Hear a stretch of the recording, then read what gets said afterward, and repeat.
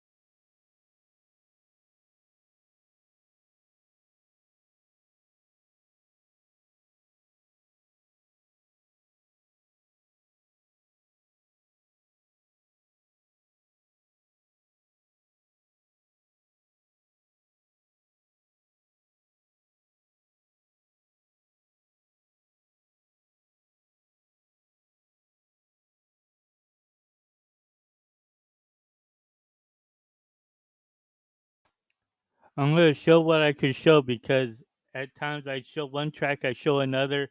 I can't be going back and forth real fast. So I'm going to try to show what I can. No voy a poder enseñar traque cada traque porque me canso mucho.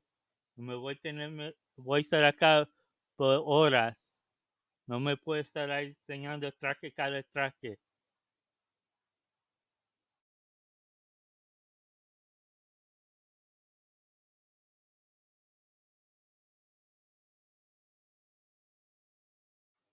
If there's anything in between, I'll try to pop in some of Tampa Bay, but I'm not gonna be trying to show the whole card.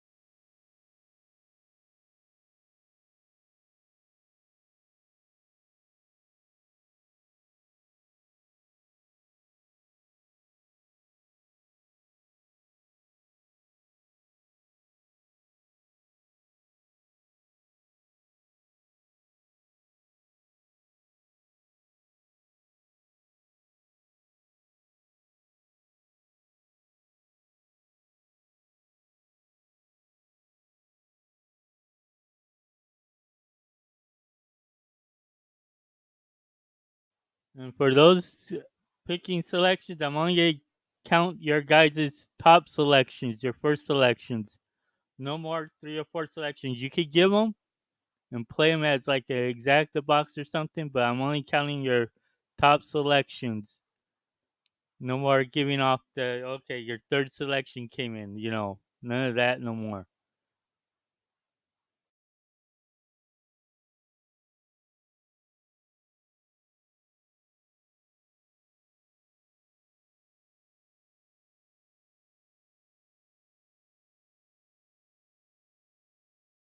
Wins today to over $200,000 in the early pick 5 pool.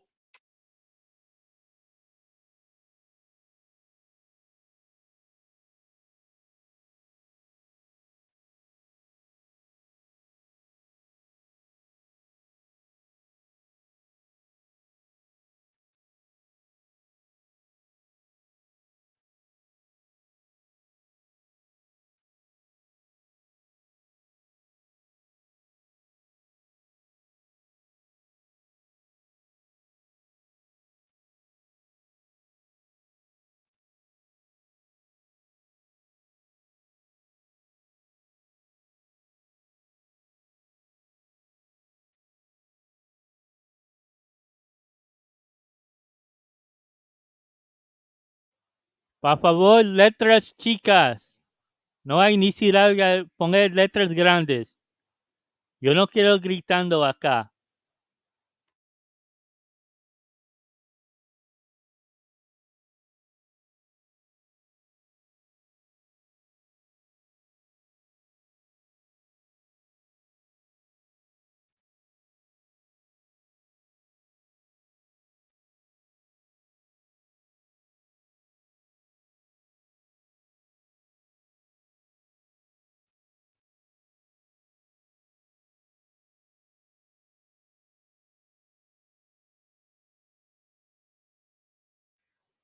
Letras chicas, no hay necesidad de gritar así. Y es a ver que todos.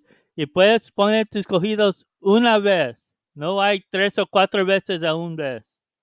The horses are at the gate. It's now post time. Lining up and moving in for race number 1, first of 10 on the Friday card in South Florida. Start of the early pick 5, over $250,000 in that early pick 5. A second-time starter on a substantial class drop is the favorite. Speaking of 6, Golden Isle for trainer Safi Joseph Jr. Luis Saez on board. 7-2 respect for number 7, Uncaptured Faith. Then there's a trio of 7-1 shots. We've had enough. Back on the all-weather after a failed try on dirt. Lady Eunice, she'll be forwardly placed in Miami Souvenirs. Henry Collazo has Chantel Sutherland riding there. 8 to the gate. They're moving in for the Friday opener at Gulfstream.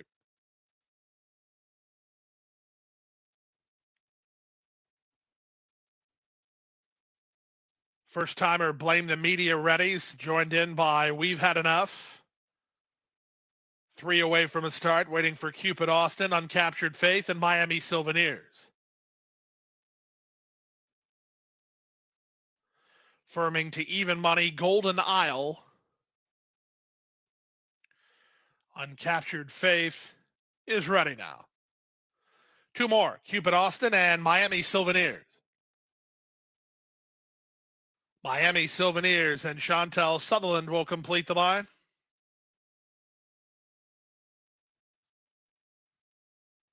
We are off the turf today. The main track is fast. The all-weather is fast, and they're at the post. Racing at Gulfstream. Leaping in the air and slow out of there was favored Golden Isle. Golden Isle still going to rush up in traffic to contest the early pace with Lady Eunice. Blame the Media has speed, and Grand Mammy Bella from down toward the inside. Away mid-flight is Uncaptured Faith. At the inside, that's We've Had Enough, and the trailer is Miami Souvenirs. Into the forward turn they go with Lady Eunice on top 3 parts of length. Golden Isle is their second.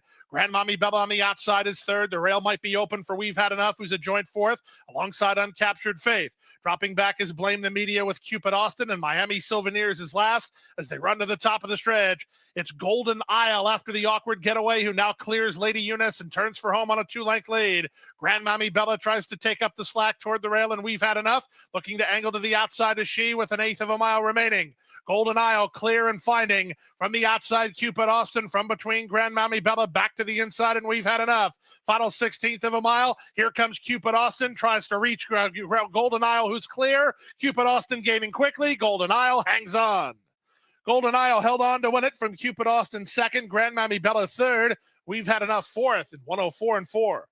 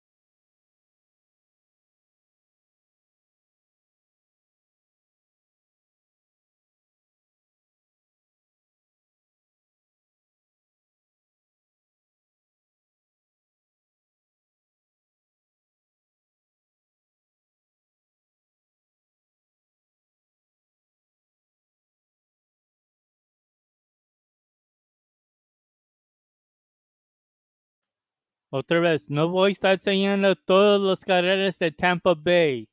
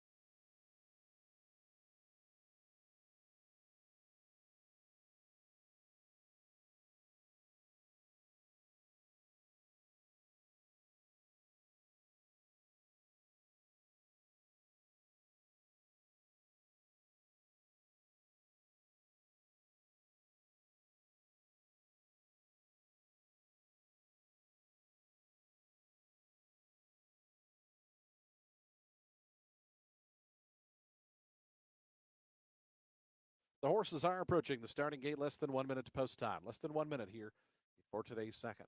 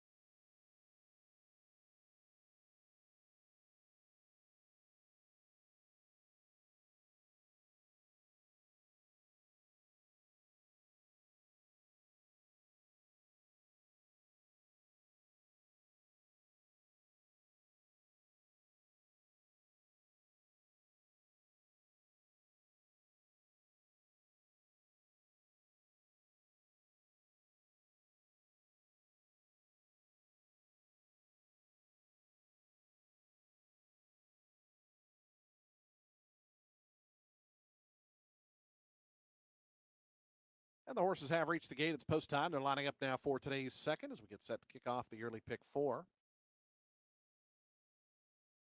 Field of 6 here at 6 furlongs. Favoritism to the number 4, Mystery Mo at even money. 5-2 on the 2, Tis Handsome. 7-2, Jimmy the Kid on the outside. Here is Tis Handsome coming up.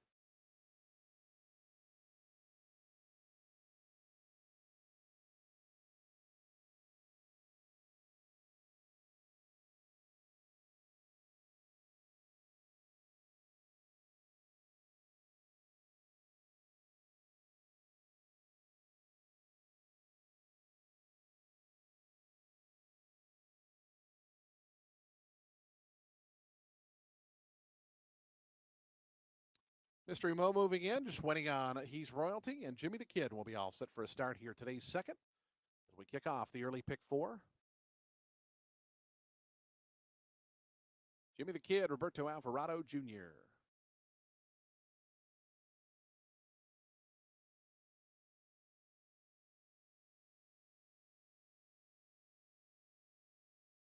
Jimmy the Kid going in.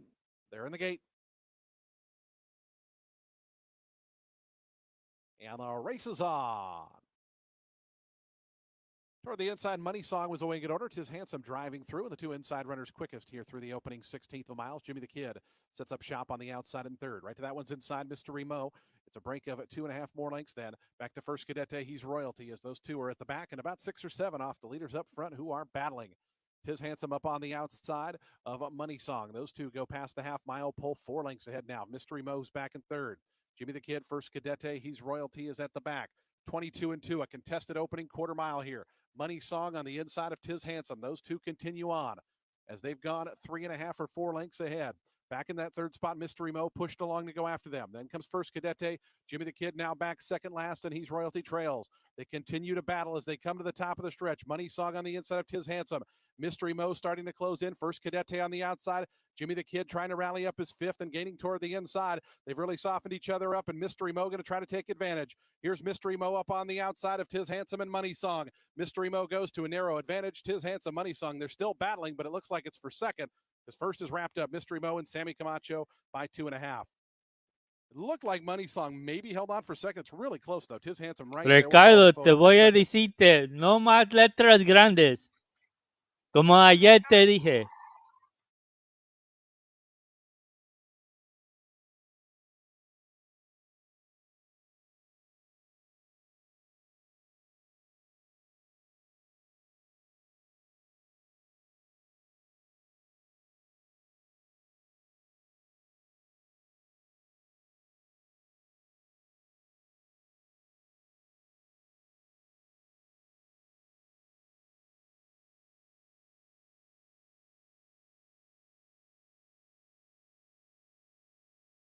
Four, 1, 2, 3 unofficial.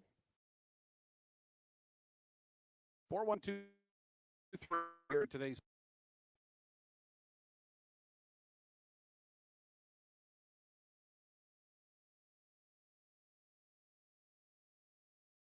second race.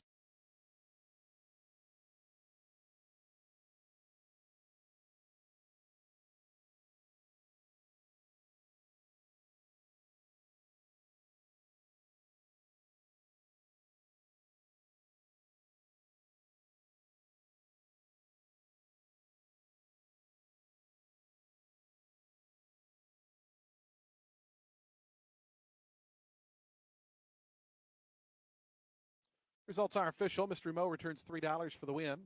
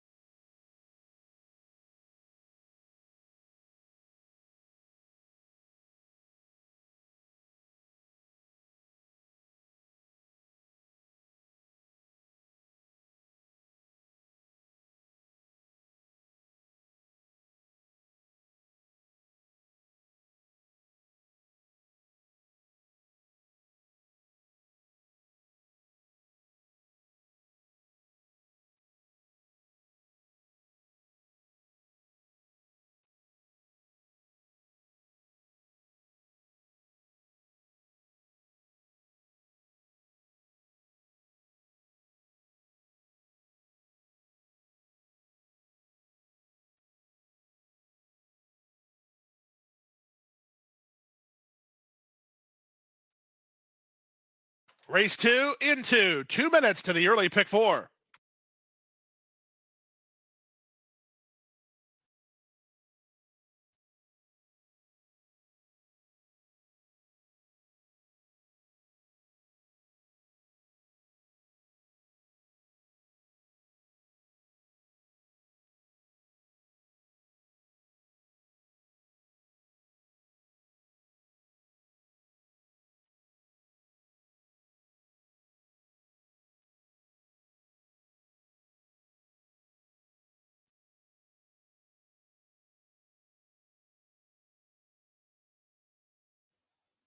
Letras chicas, o te da una timeout o te bloqueo.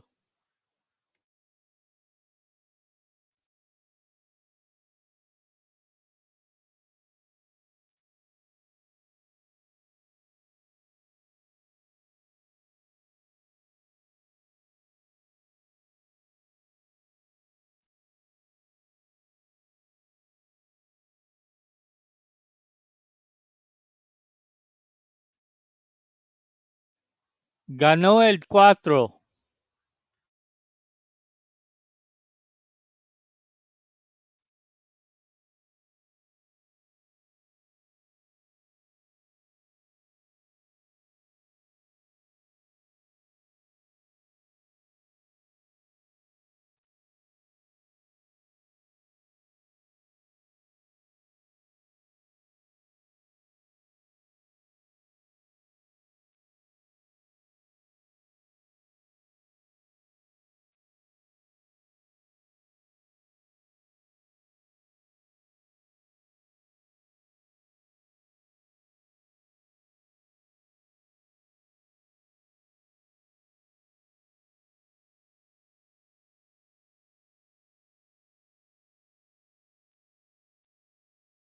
Approaching the starting gate. Last chance to get involved on the early pick 4.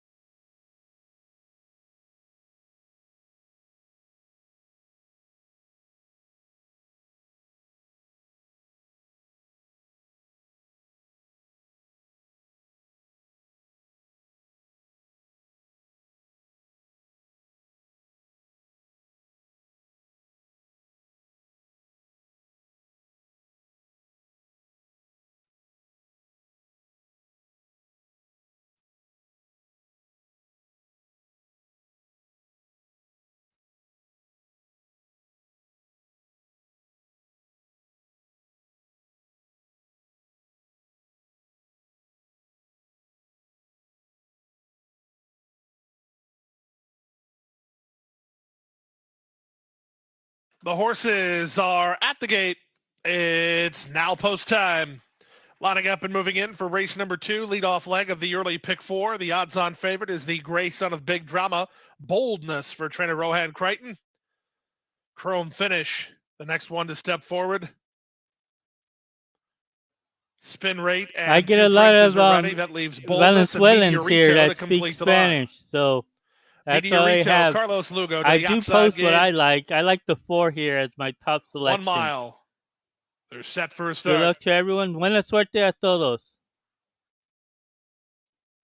And they're off. Bobbling at the beginning and slow to go was Chrome Finish. Meteorito tightens up Boldness in the early run with Spin Rate moving up toward the inside.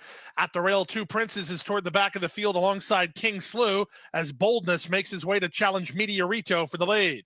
Chrome Finish is third. These three, speed 3 ahead of Spin Rate, who's an early fourth. Outside and King Slew and Two Princes is last. They pass the opening quarter mark with Boldness challenging Meteorito. Meteorito's a neck in front. Boldness on the outside is second. Chrome finishes there third. King Slew is fourth. At the rail, that's Spin Rate while fifth, and angling to the far outside, it's Two Princes last with Racetrack ahead of him as they make their way to the half-mile point. Meteorito has a lead and leads by a length and a quarter. Boldness is second. Chrome finishes third. Two Princes moves up on the outside to claim fourth. Up the inside, Spin Rate is now fifth, and King Slew shuffled the last. The half mile posted in 48 seconds flat as they round the far turn. Meteorito has been aggressive from the word go, and he still has the lead. It's Meteorito in front by a length and a quarter. Chrome finish. Moving up on the outside to challenge Boldness for second. Boldness hard at work. Three back to Two Princes, who comes alive. Spin Rate still has a chance, but he has a rail run. He'll need to find a way through as they pass three quarters in 1:12 and 2. They're off the turn. They're in the stretch drive. Boldness up now to take a narrow advantage. Meteorito fights back toward the rail second. Spin Rate is now third. Eighth of a mile to go. Boldness trying to edge clear, and he is. Second is Meteorito. Two Princes down the stand side up into third, but Boldness, a hard work winner at 1-2. He wins by a length and a quarter. Meteorito second, Two Princes third, Spin Rate fourth in 1:38 and 2.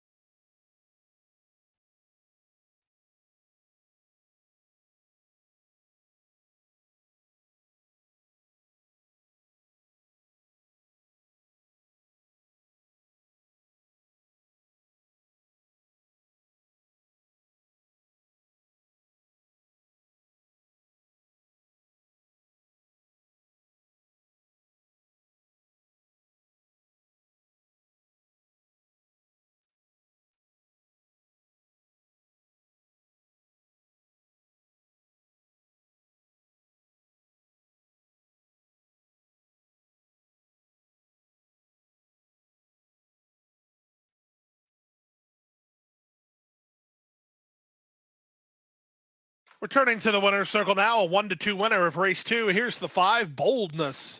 4-year-old Gray Run gelding by Big Drama out of Bold Twitch by Burning Roma. Bred in Florida by Harold Queen, owned by Daniel Walters, trained by Rohan Crichton. The winning jockey for a sweep of the early double, jockey Luis Saez. Favorites start the day 2 for 2 as Boldness wins at odds on here. Third race is up next. Today's third race to be run in 22 minutes. This race on the all-weather, the Tapeta track at about 5.5 furlongs. Scratch number 3, Imperial King, a field of 7. Win, play, show, exacta, quinella, trifecta, superfecta, super high 5, daily double, and pick 3 opportunity. Post time for the third at 1:28.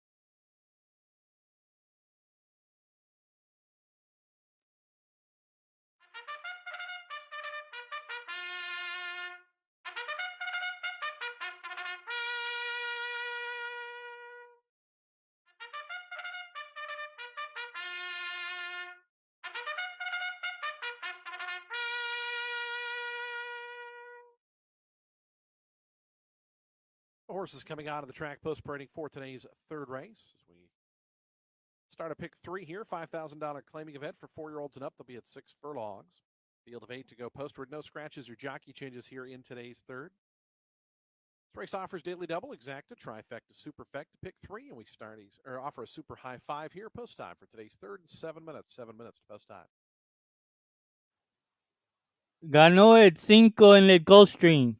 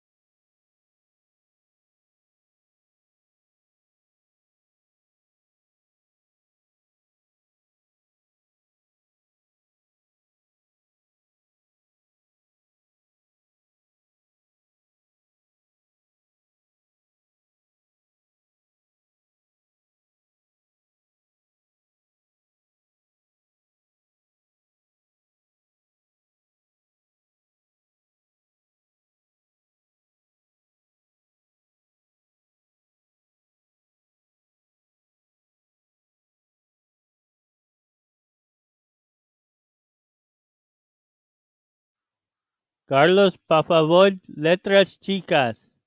No hay ni siquiera letras grandes.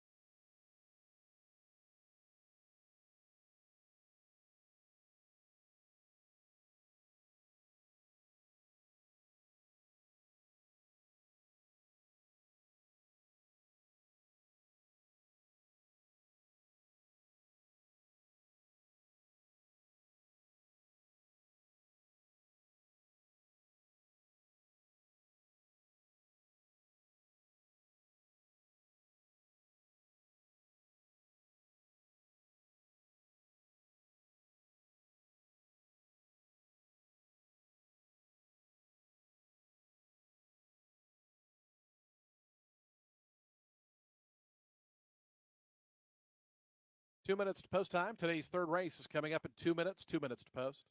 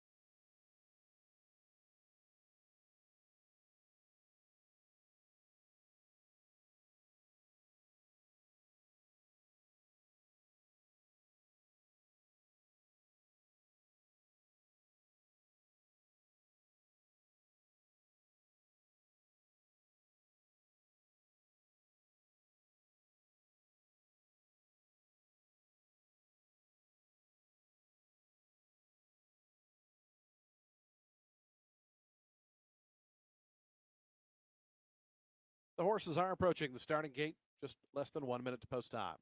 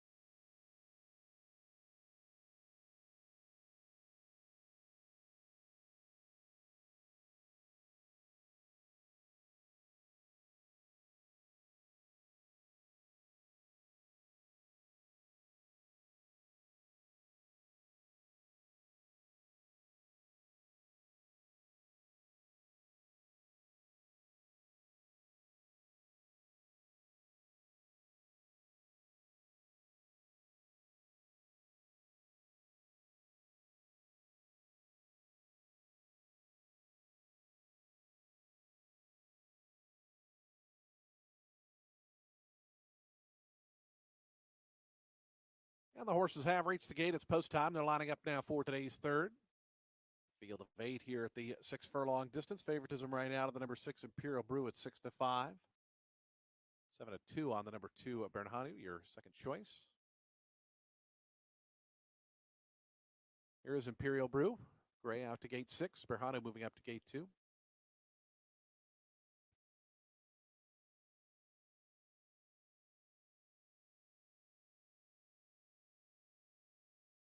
Sources and methods coming forward.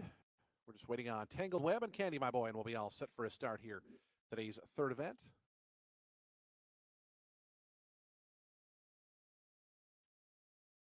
Skylar Spanabel and Candy My Boy to the outside gate. Just about set for a start.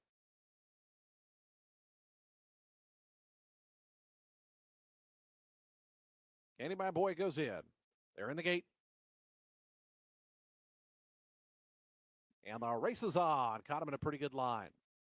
Betting on Red shoots right out to the front, driving through Bernhanu down toward the inside. Those two fastest, and right between them is Tangled Web. Those three pretty much across the track as they go up the backstretch.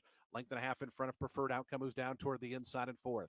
Imperial Brew, the favorite, came away fifth. The Gray is about 4 off the lead. Just inside of that one, Sources and Methods. It's 2 or 3 more, then back to Candy Boy, and another 3, the Great Ludini, who's at the back. The three-prong battle continues up front. Down toward the inside, Bernhanu. Tangled Web between horses, and up on the outside, Betting on Red.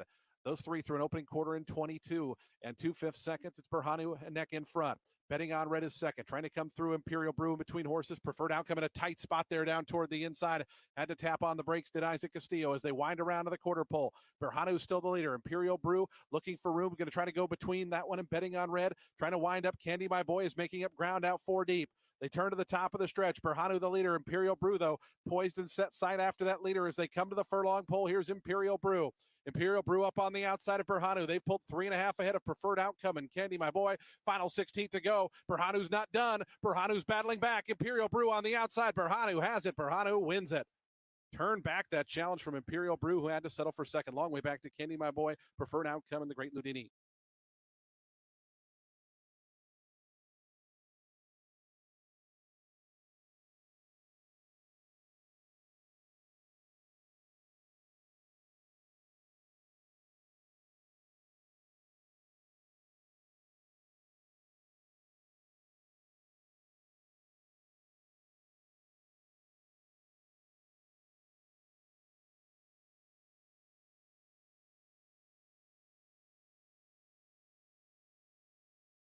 Two, 6, 8, 1.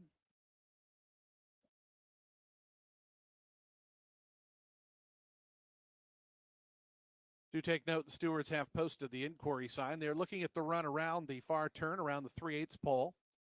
And the stewards have posted the inquiry sign. They're looking at the run around the far turn.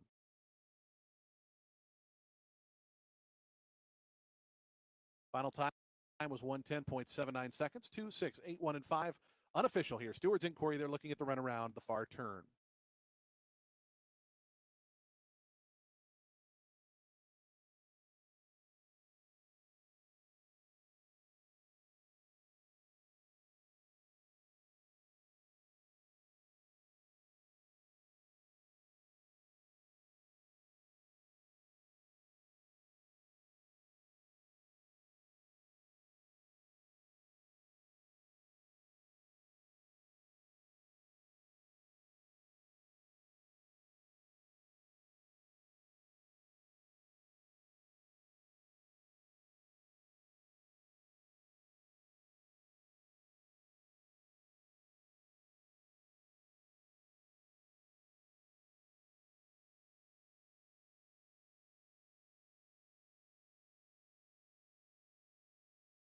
Do take note, there's also a jockey's objection. The rider of the number 6, Imperial Brew, alleging interference against the unofficial winner, number 2, Berhanu.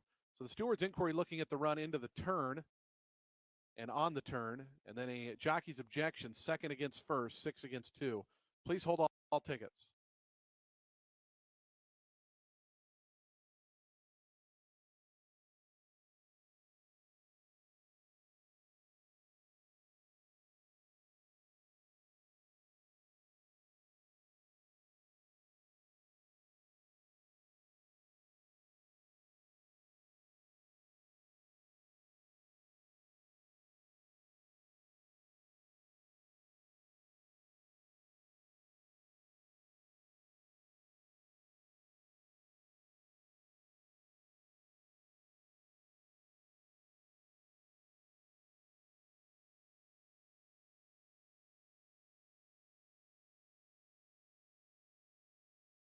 Again, a steward's inquiry looking at the run around the far turn involving numbers 1 and 6, and a jockey's objection, 6 against 2. So we do have the stewards looking at a couple of things here.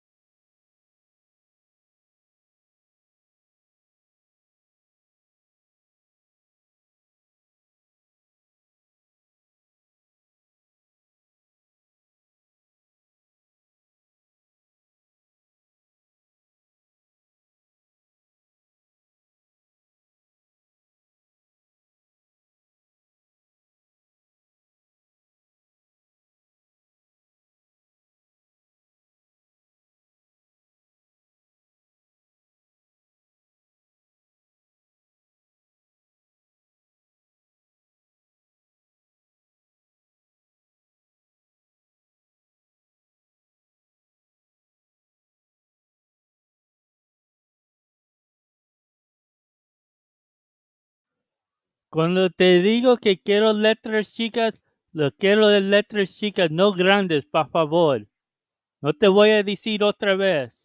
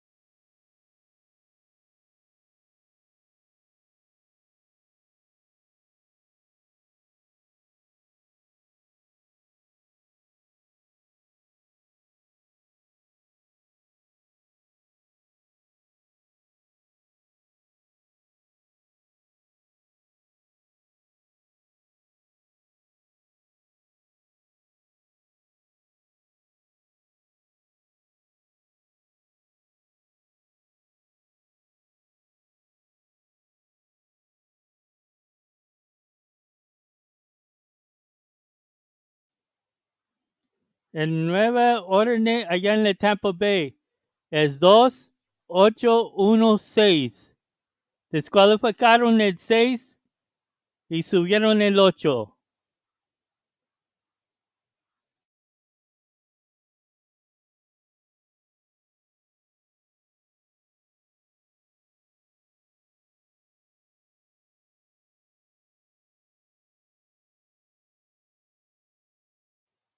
Acá en el Gulfstream me gusta el 2-8-1. Buena suerte a todos.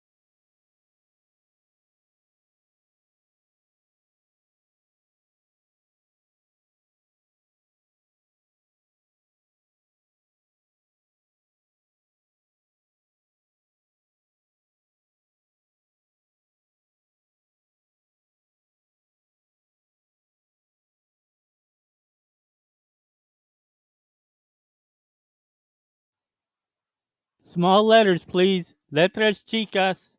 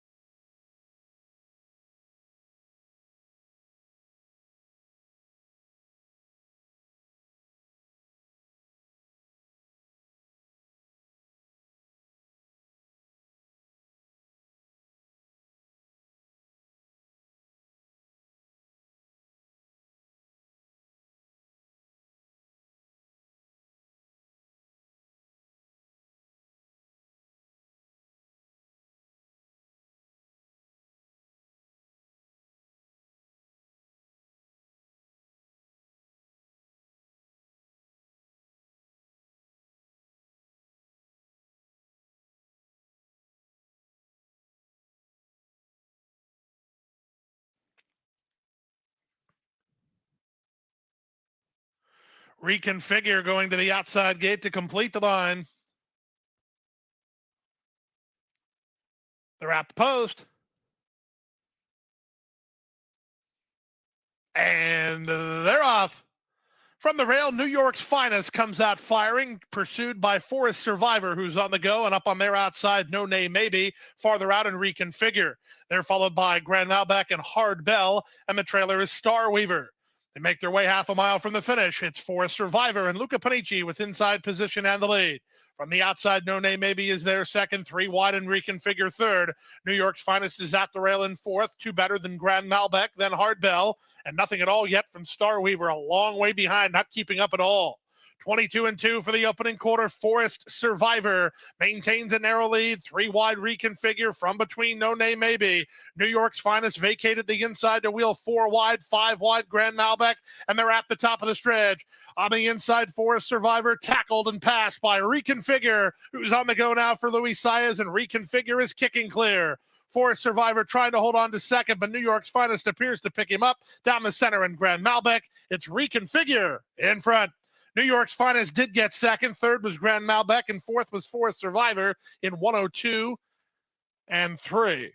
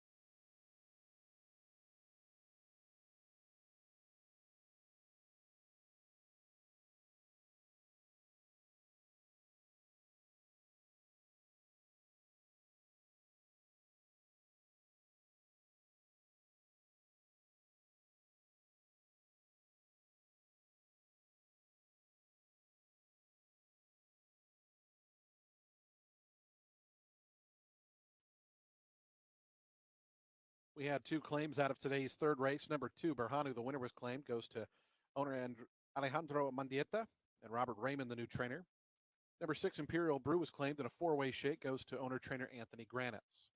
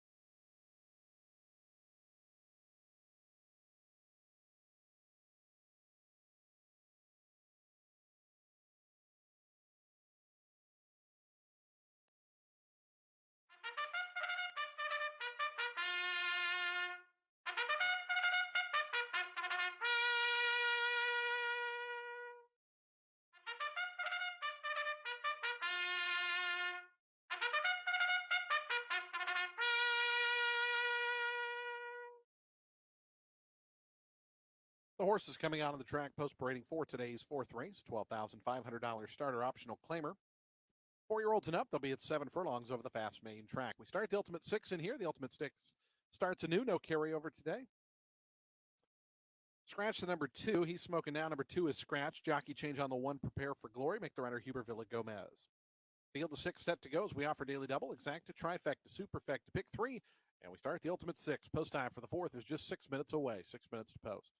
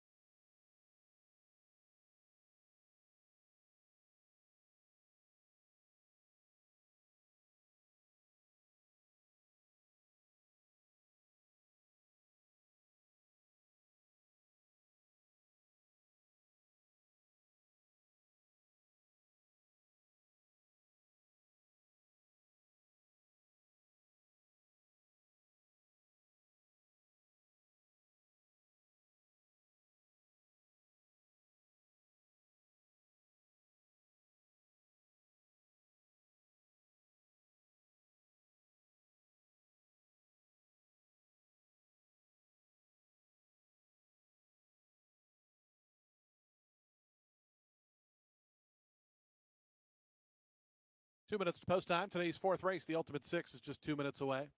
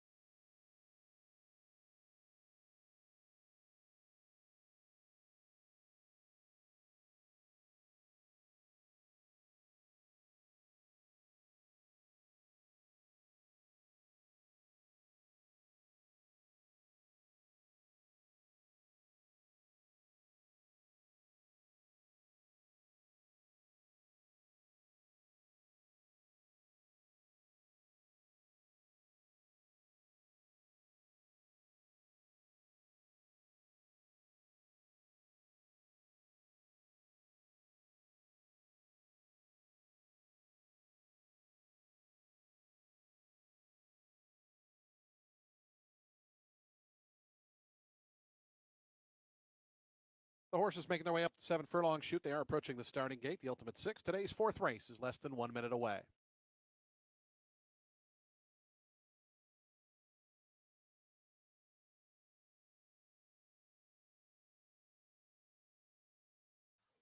Gonzalo, por favor, letras chicas.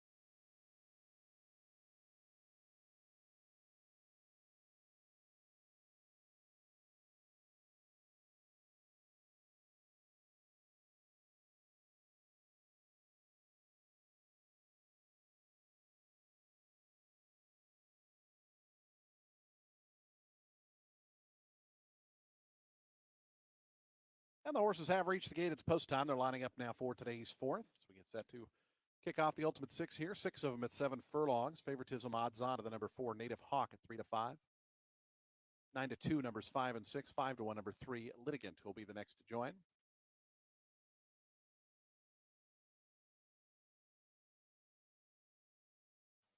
Ricardo, te dije, letras Here's chicas. Native Hawk, the favorite coming up. Jose Bautista.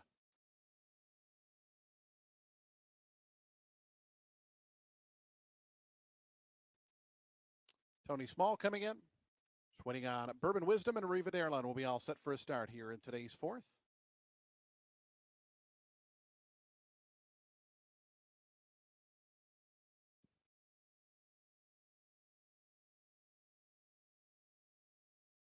Urban Wisdom coming up. Riva Darla, Wilmer Garcia to complete the line. Riva Darla goes in. They're in the gate. And the race is on. Good start for Native Hawk. The favorite in the center got away in good order. Tony Small and Arrivederla from the outside. Litigan joining them down toward the inside. Those four fastest up the chute. And it's going to be Arrivederla from the outside to go to a narrow advantage. Native Hawk and Litigant, they're now together second, third as Litigant goes into a clear second. It's a break of a length and a half more after that to Bourbon Wisdom, who moves around Tony Small. Prepare for Glories at the back. They have 5 furlongs remaining in their journey, and Arrivederla, who they got to catch. Arrivederla up the back stretch in front by 2.5 lengths through an opening quarter in 22 1/5 seconds. Litigant chases from second. Native Hawk makes his way toward the extreme outside from third. Then comes Tony Small in the lime green colors, fourth and 4.5 off the speed. It's another half length then back to Bourbon Wisdom and Prepare for Glory at the back. Arrivederla cruises into the turn. That lead is 3.5 lengths now. Tony Small coming through down toward the inside. Native Hawk starting to pick up a little bit out 3 deep. Litigants back to fourth between horses. Down toward the inside, Bourbon Wisdom in the yellow and red colors is fifth right now. Still 4.5 off Arrivederla, who comes to the top of the stretch. The lead is 2 now. Tony Small down on the inside. Here's Native Hawk warming up on the outside. Tony Small coming through to take the lead. Arrivederla back to second. Native Hawk stalled out just a touch back in third. Driving through toward the inside is Bourbon Wisdom. Final furlong time now. It's Tony Small, the leader. Bourbon Wisdom down the outside of Arrivederla. Native Hawk trying to get in gear. Tony Small, Bourbon Wisdom toward the inside. Native Hawk down the outside. Tony Small looking for the wire. Tony Small got it. It's 3 in a row for Tony Small. Bourbon Wisdom was second. Native Hawk third. Fourth was Arrivederla.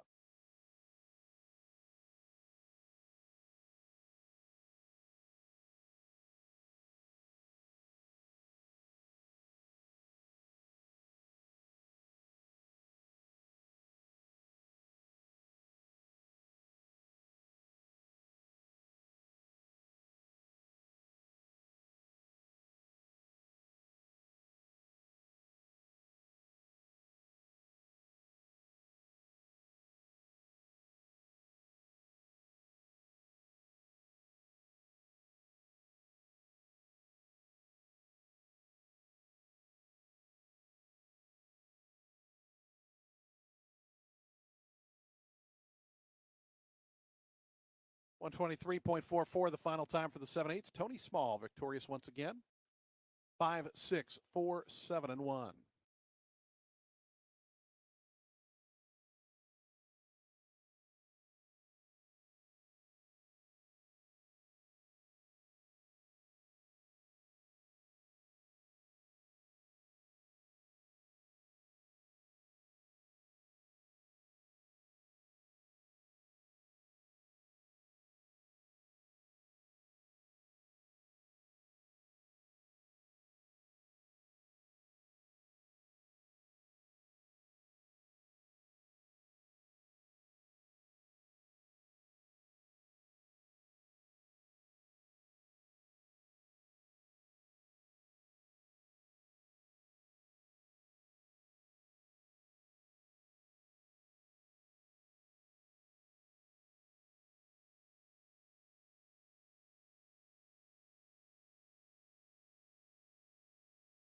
Results are official. Tony Small returns 720 for the win.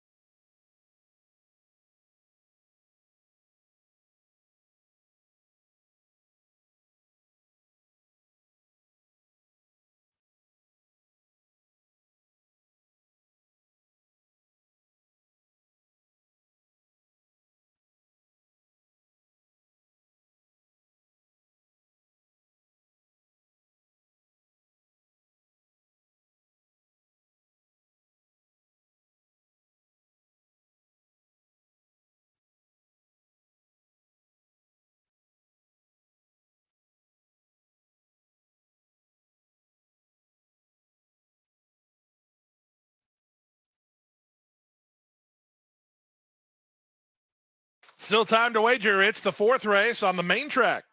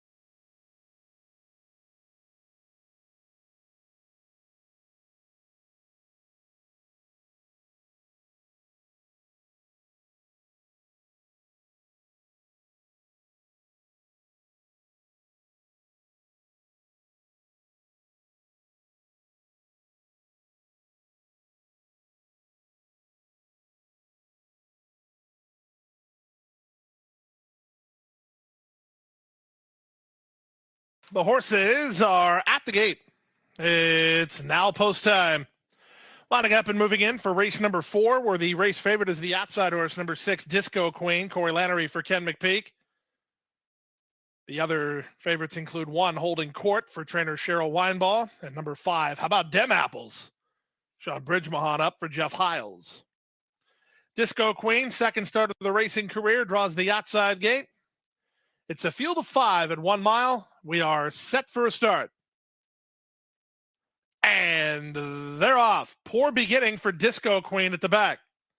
Quick beginning for Holding Court from the rail. Moving up on the outside. How About Dem Apples has speed. In between horses, Ice Love won't be far away. And Fermina Daza gets away second last. And after a slow beginning, the trailer is Disco Queen as they run out of the chute. With the advantage, How About Dem Apples doing battle with Ice Love on the top end. Off their flank while in the clear third is Fermina Daza. At the rail, that's Holding Court in fourth, and then it's a gap of another 3 to Disco Queen. Last of all, behind a quarter time of 23-1. Lively pace on the top end. Ice Love on the inside. How About Dem Apples on the outside? Their heads apart. Into the clear in the 3 path goes Holding Court. That sends Fermina Daza 4 wide as the top 4 separated by a length and a half, and they're 2.5 better than Disco Queen, who's low. Around the far turn they go.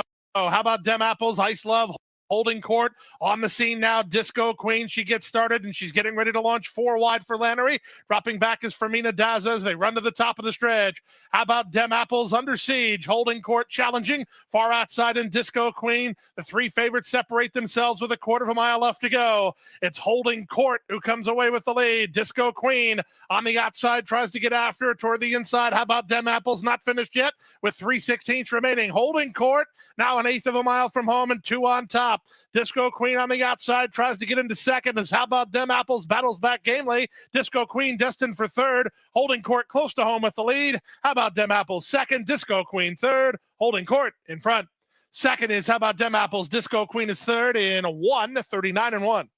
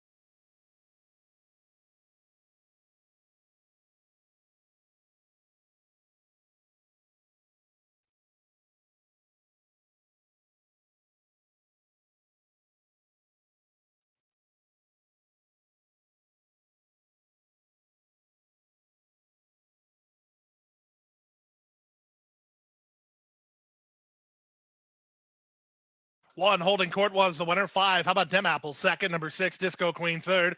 Number 2, Ice Love fourth. Number 4, Fermina Daza finished fifth. It's 1, 5, 6, 2, and 4. Holding Court for the money at 5-2.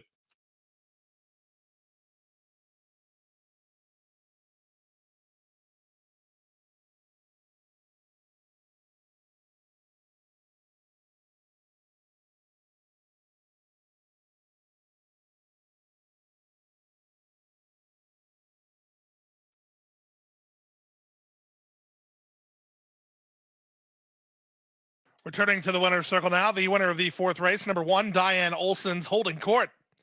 3-year-old daughter of Will Take Charge out of Tell a Great Story by Bluegrass Cat. A chestnut filly bred in Kentucky by Jim and Susan Hill and trained by Cheryl Weinball. The winning rider, Angel Leroy.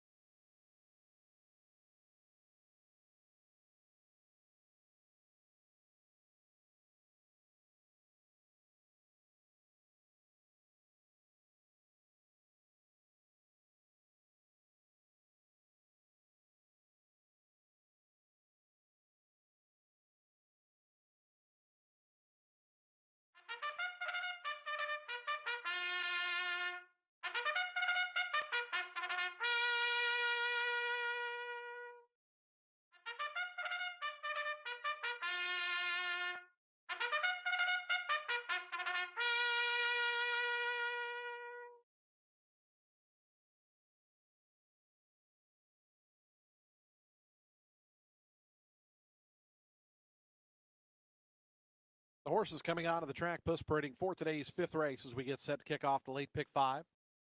$32,000 maiden claiming event for 3-year-olds. They'll beat a mile and a 16th over the firm turf. The turf rail set at 22 feet. Take note, jockey change on the 6, Rock the Stars. Ricky Feliciano will have the mount. Ricky Feliciano rides the 6. Number 2, Cunic should be listed in your program as a gelding. A field of 9 set to go here as we have Daily Double, Exacta, Trifecta, Superfecta, Pick 3, Super High 5, and we start the late pick 5 post time for today's 5th. It's coming up in 7 minutes. Do take note, number 9, Commander Biz will be late coming out of the paddock. They are undergoing an equipment adjustment. Should be out shortly.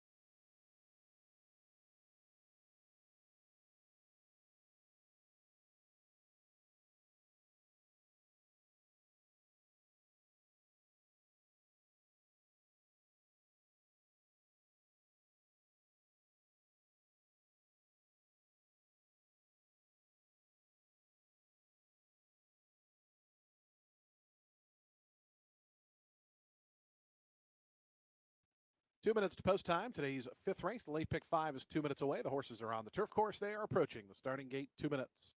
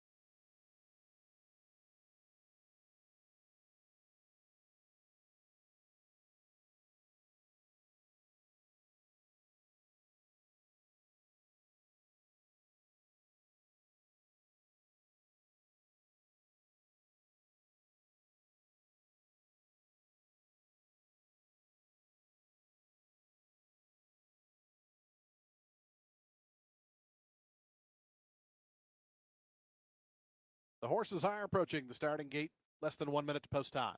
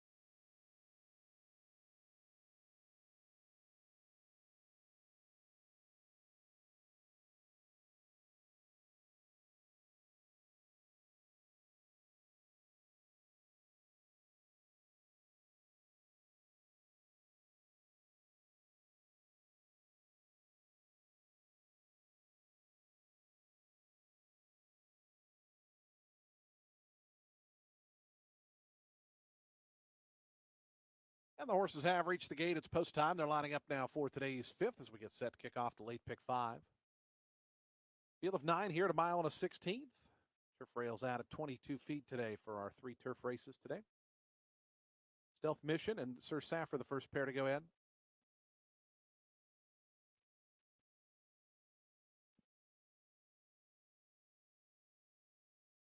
Two first-time starters in this race. They'll be the next 2 to load. Rock the Stars and Kunich. Bramble Beach.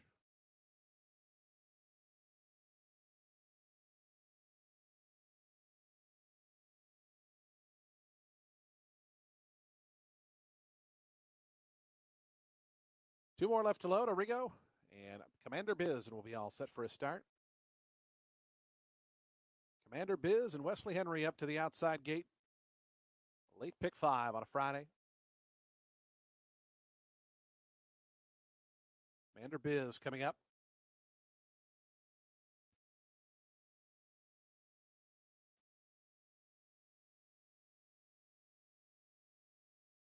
Now goes in. They're in the gate.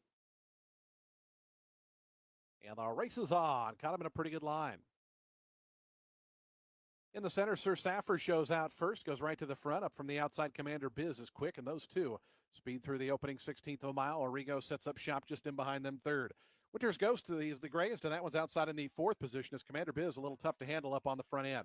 Stealth Mission came away 5th. Right to that one's outside is Rock the Stars. It's 2.5 more back to Bramble Beach, and the 2 at the back are Cunic and Action Dream. As they go to the 6 furlong marker, Commander Biz up from the outside. Gonna now cross over and clear down to the rail in front by 2. Sir Saffer under a good hold from that second spot. The opening quarter carved out in 22 and 3. Arrigo stays down toward the fence. Is third and about 3.5 to 4 now off that leader up front. Then we come back to Winter's Ghost. The Grays running along in the 4th spot out in the clear. Stealth Mission, Rock the Stars. They're together 5th and 6th. They're length clear of Bramble Beach in 7th. It's 2 more then to Action Dream, and Cunic drops out last. They have a half mile left to go in their journey off a 47-1 opening half mile. Commander Biz's lead was 3.5, and it's now just about gone. Sir Saffer right up alongside, but Commander Biz kicks back now a half length in front. Sir Saffer from second. Arrigo continues to travel nicely. Catches the eye toward the inside from third, 2 lengths off the leader up front. Then we come back to Winter's Ghost, trying to get going. Stealth Mission, Rock the Stars. The first timers pushed along his back 5th and 4.5 off the leaders up front. Sir Saffer back for another crack at Commander Biz. Sir Saffer on the outside ahead in front. Arrigo has no excuses, looms just in behind in third, but Sir Saffer takes off for home. Sir Saffer into the stretch. Commander Biz, Arrigo, Stealth Mission trying to get going. Winter's Ghost, Rock the Stars down the outside. Final furlong time now. Here comes Arrigo up after the lead. Sir Saffer still battling on. Stealth Mission between them. Arrigo hits the front. Down the outside, Rock the Stars with some momentum. It's Arrigo, Stealth Mission, Rock the Stars. Arrigo going to go on to hold on and just win it. It ended up pretty close there. Rock the Stars, Stealth Mission, then came Commander Biz and Winter's Ghost.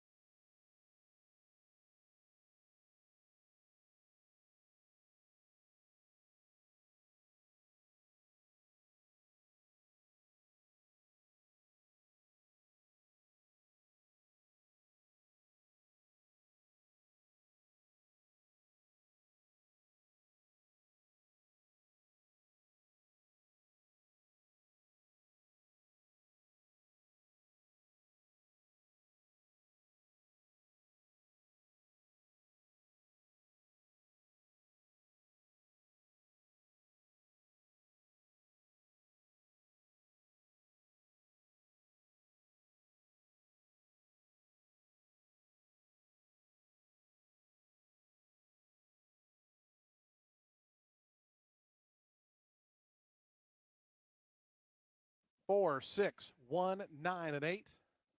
Unofficial here in today's 5th. 4, 6, 1, 9, 8. Final time for the mile on the 16th, 144.72 seconds.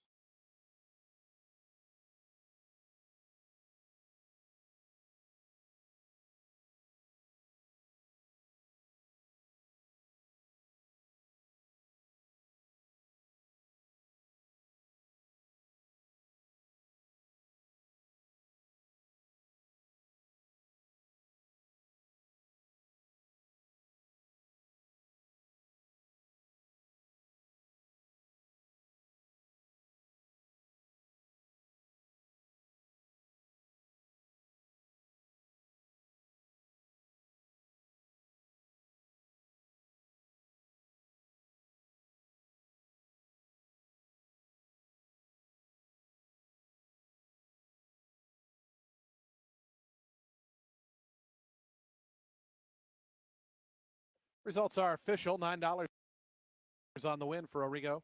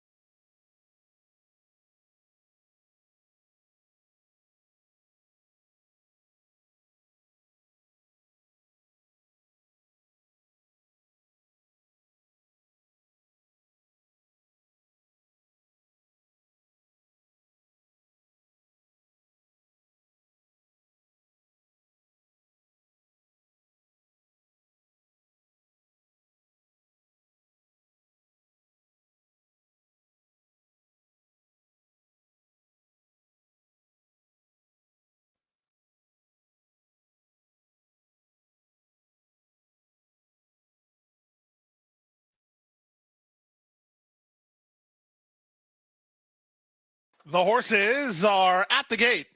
It's now post time. Lining up and moving in for race number 5 to kick off the Friday Rainbow Six. Odds on favorite here at 4 to 5 is number 1, Take Charge Row.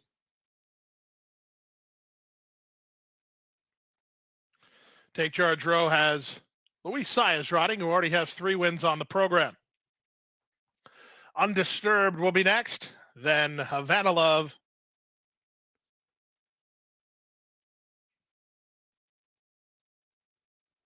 Waiting for Ingracia and Starship Enterprise.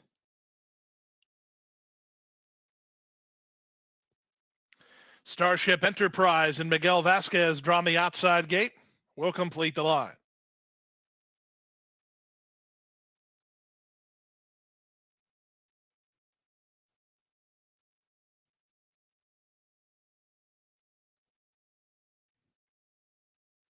Starship Enterprise walking forward.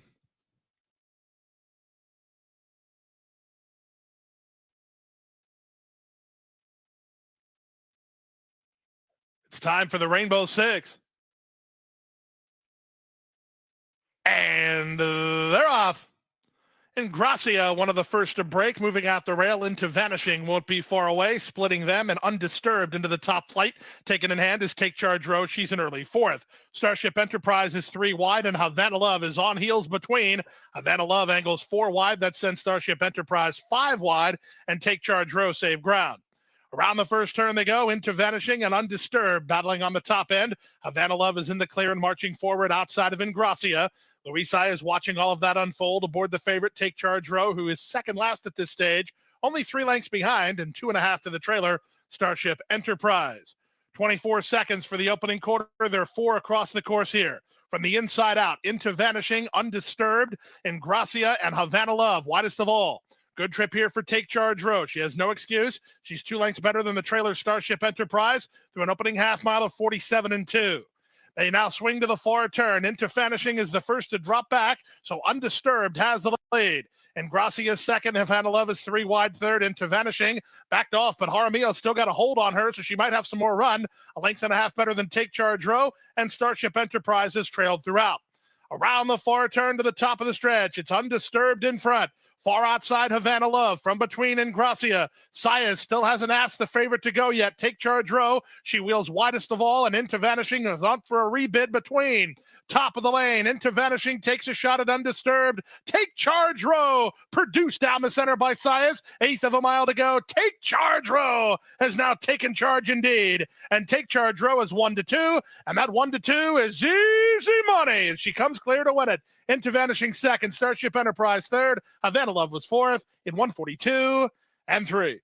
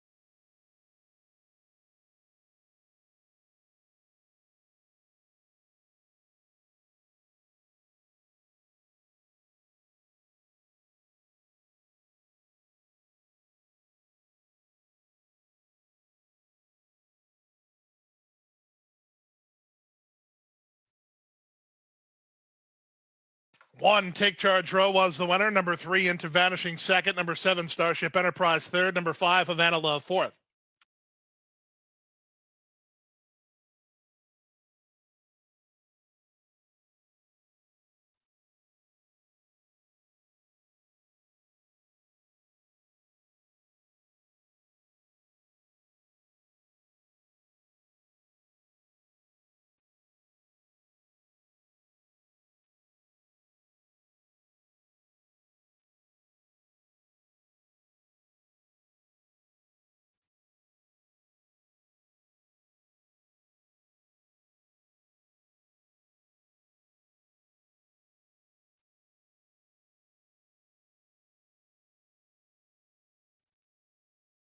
Race 5 is official.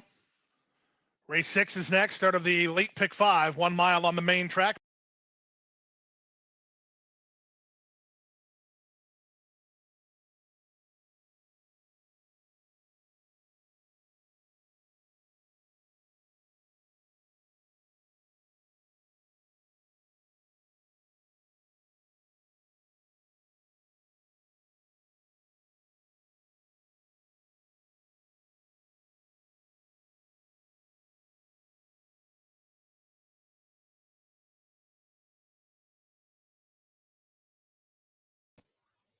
Sí, Sai está teniendo un buen día allá en el Gulfstream.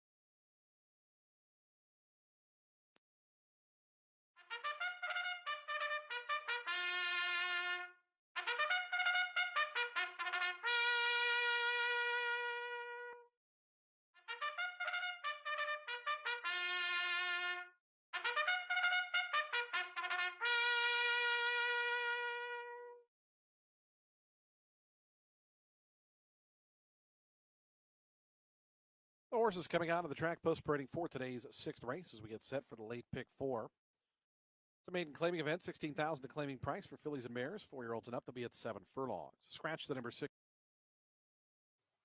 Me voy a ver cómo me siento mañana.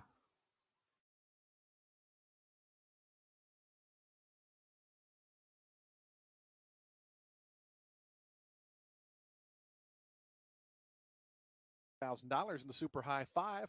It's all happening here in today's 6th race. Post time is coming up in just 6 minutes.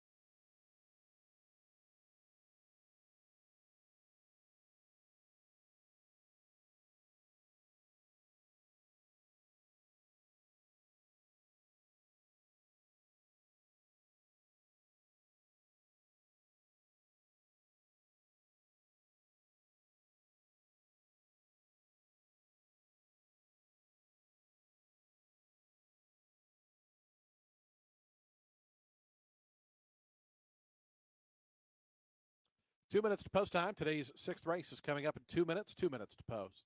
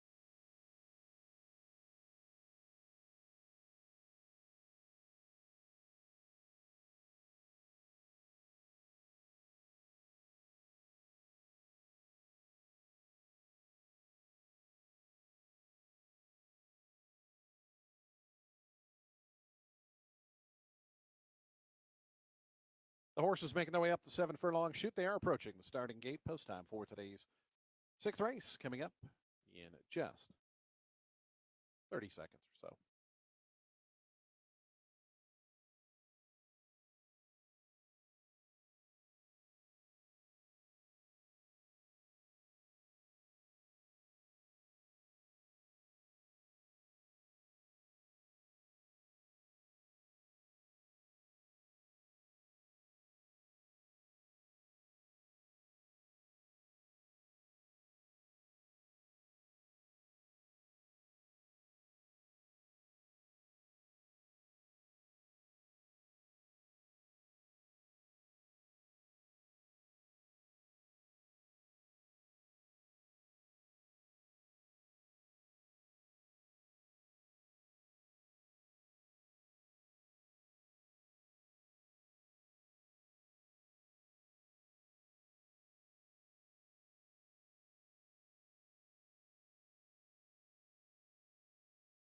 And the horses have reached the gate. It's post time. They're lining up for today's 6th race as we get set for the late pick 4.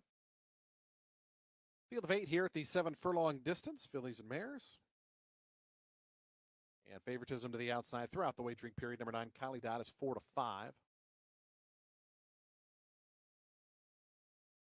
Here's Does She Know? And Cajun Spice, the first to move in.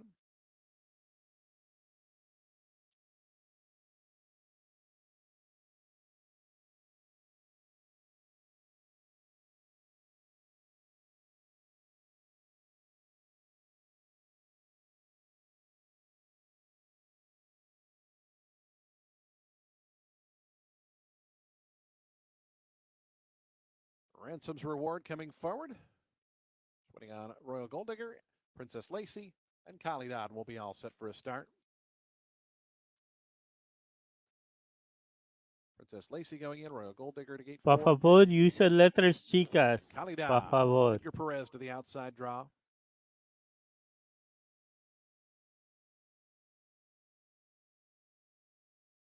Here's Calidad. She goes in. They're in the gate. And the race is on. Royal Gold Digger shoots out first and goes right to the front. Down toward the inside coming through as She's a Stylish Cat's forwardly placed. And also Does She Know is up there in the early vanguard as well. Those 3 fastest as they come out of the main track. Just in behind them, Calidad, the favorite, came away in 4th. Cajun Spice to that one's inside in the 5th spot. It's a length more then back to Ransom's Reward, who races in 6th. Break of 3 more then back to the 2 at the back. She's So Serious and Princess Lacey. The 8 of them covered by about 10 lengths as they have 4.5 furlongs left to go. Royal Gold Digger the leader. Royal Gold Digger through that opening quarter in 22-2 leads it by a length. She's a Stylish Cat's toward the inside. Cajun Spice has moved up a couple of spots, is now third.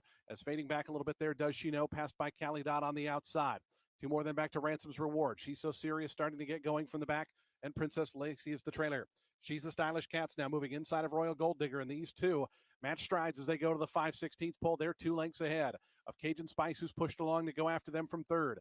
Calidad still has to make up 4 in the final quarter of a mile. She's So Serious continues to progress down toward the inside. They turn to the top of the stretch. Down on the inside, She's a Stylish Cats. Royal Gold Digger between horses, trying to rally down the outside. Cajun Spice. She's So Serious continues to make progress. Ransom's Reward in the blue cap is starting to make up ground as well. Inside the final furlong, She's a Stylish Cats. Here's Cajun Spice up on the outside.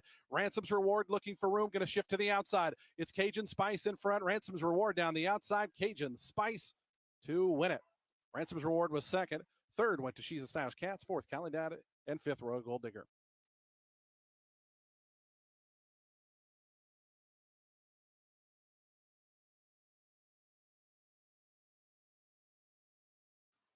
Ahoy!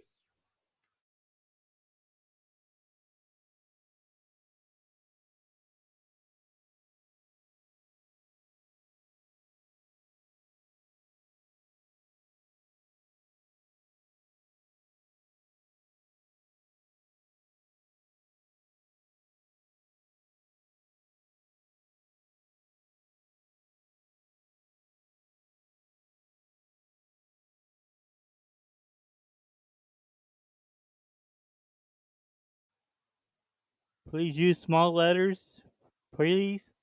Por favor, letras chicas, por favor.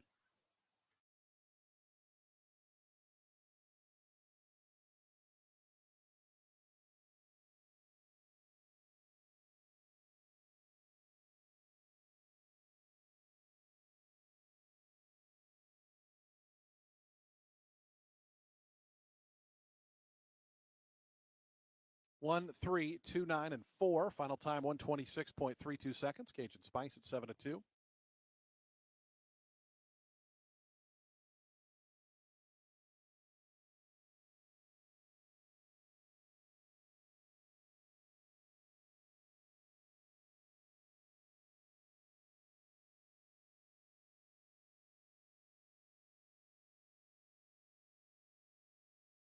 Results are official. $9.80 on the win for Cajun Spice. Para la Laurel, no voy a enseñar la carrera, pues me gusta el 1, el 7, y el 6. At Laurel, I'm not going to be showing the race, but I like the 1, the 7, and the 6. Good luck to everyone. Buena suerte a todos.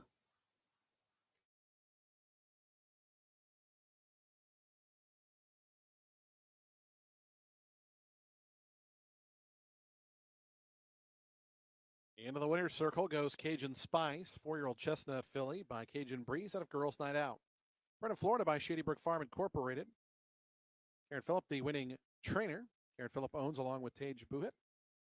And Sammy Camacho aboard for the winning ride. Cajun Spice victorious here in today's 6th event.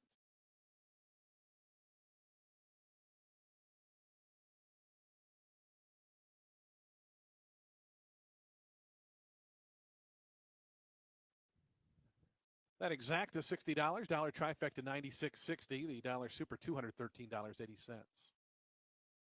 Daily double $74. The $1 pick 3 $201.50. And the $2 high five was hit for $3,055.20. Today's 7th race is coming up next in just 22 minutes. In race 7, we're back on the turf course, maiden special weight event for 3-year-olds. Scratch numbers 10 and 11. Numbers 10 and 11 are scratched. Jockey change on the number 6 beige. Make the rider Isaac Castillo. Isaac Castillo rides the 6.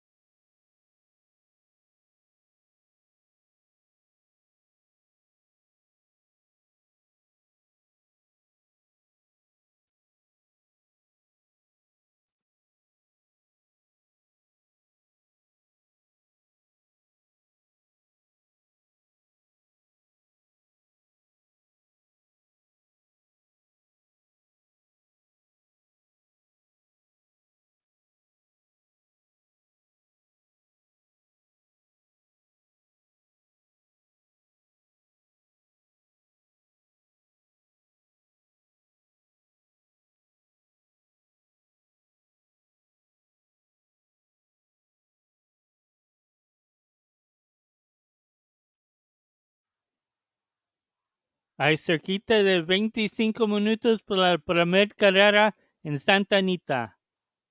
25 minutos.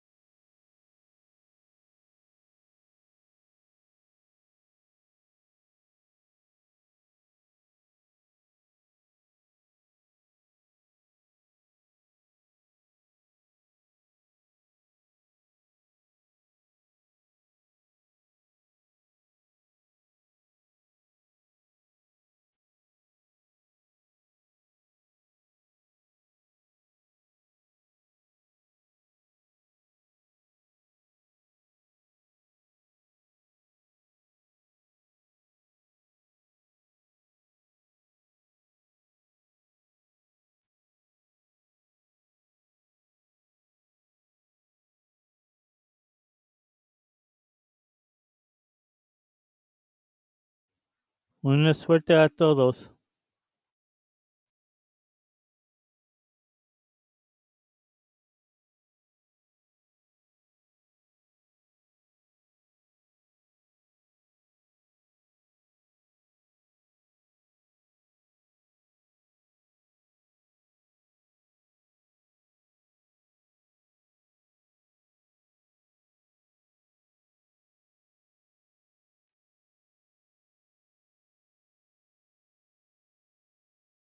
The horses are approaching the starting gate.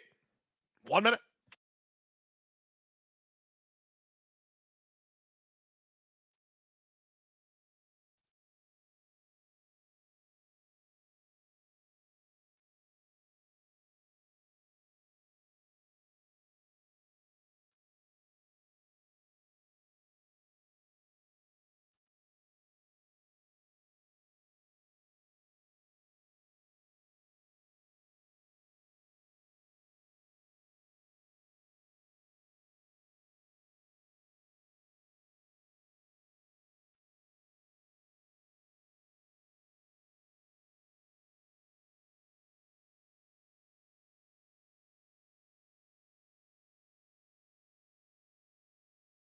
The horses are at the gate.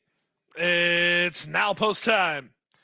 Lining up and moving in. Race number 6, start of the late pick 5. Race favorite is number 2, Stormy Pattern.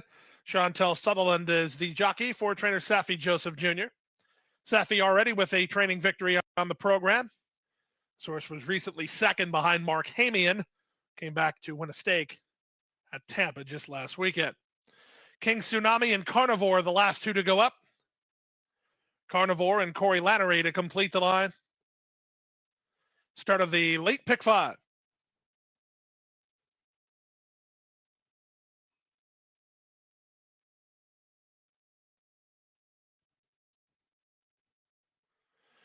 Carnivore in the colors of Rocket Ship Racing. Surveys the situation and now walks forward. All set. And they're off. Stormy Pattern was away quickly, moving up on the outside. That's King Tsunami into the top flight, splitting horses. Machisto is not far away, farther out, and Carnivore. The early trailer is Dubrovnik as they run out of the chute. With the advantage, King Tsunami, but only narrowly, as Stormy Pattern is on to challenge Machisto between horses. Fourth is Poseidon's Son. Dubrovnik improves up the rail to take second last. Now the trailer is Carnivore. Out of the chute, onto the main track, they complete a quarter with Stormy Pattern in front. Quarter speed was 23 and 3. King Tsunami is on the far outside, and from between horses, Machisto. Down at the fence goes Dubrovnik, racing about 4 lengths off the lead, ahead of Poseidon's Son, and Carnivore is not keeping up. They go to the half-mile point. Stormy Pattern has the lead and tries to work clear a bit, leads by a length and a quarter. Second, Machisto. Third, King Tsunami. Up to fourth again, Poseidon's Son.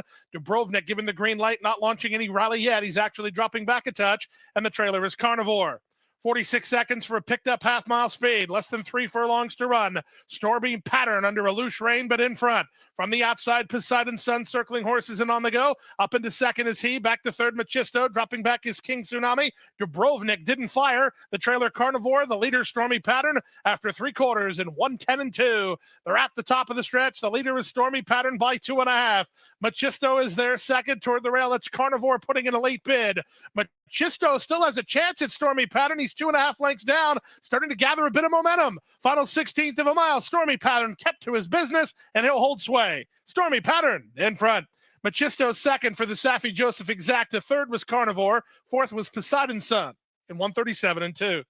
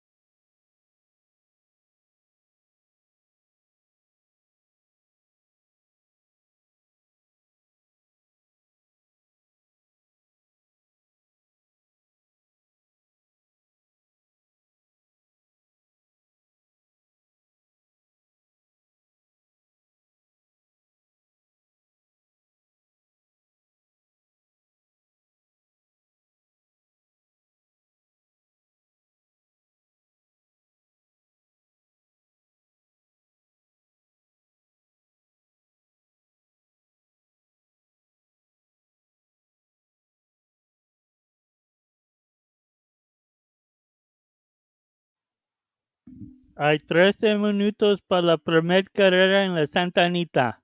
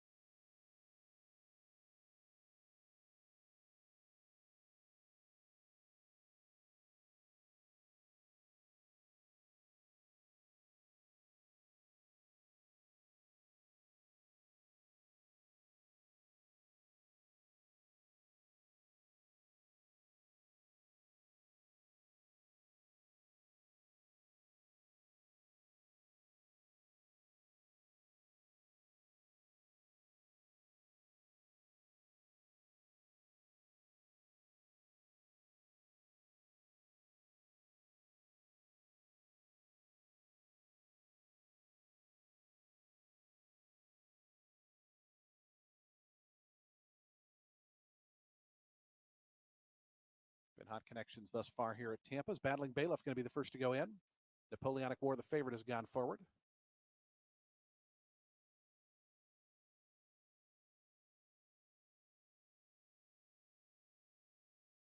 There's Serafos. Beige out to gate 6.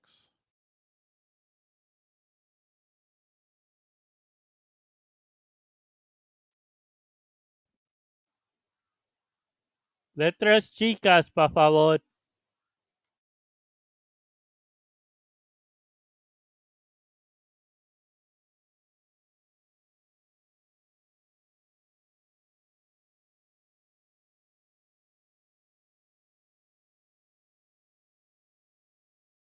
Beige one of 4 firsters in here.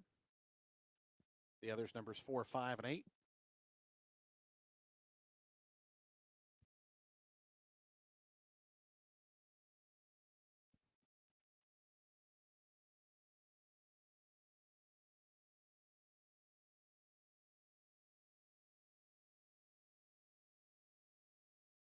Beige goes in.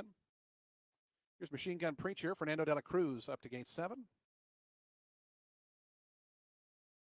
3 more left to load. Unexpected outcome. Senor and Ludo will be all set for a start.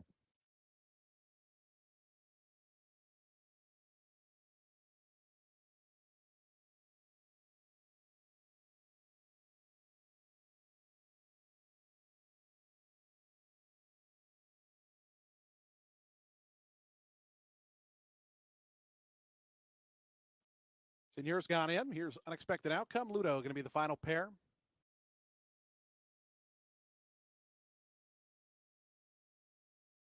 Ludo, Daniel Centeno to the outside gate to complete the line.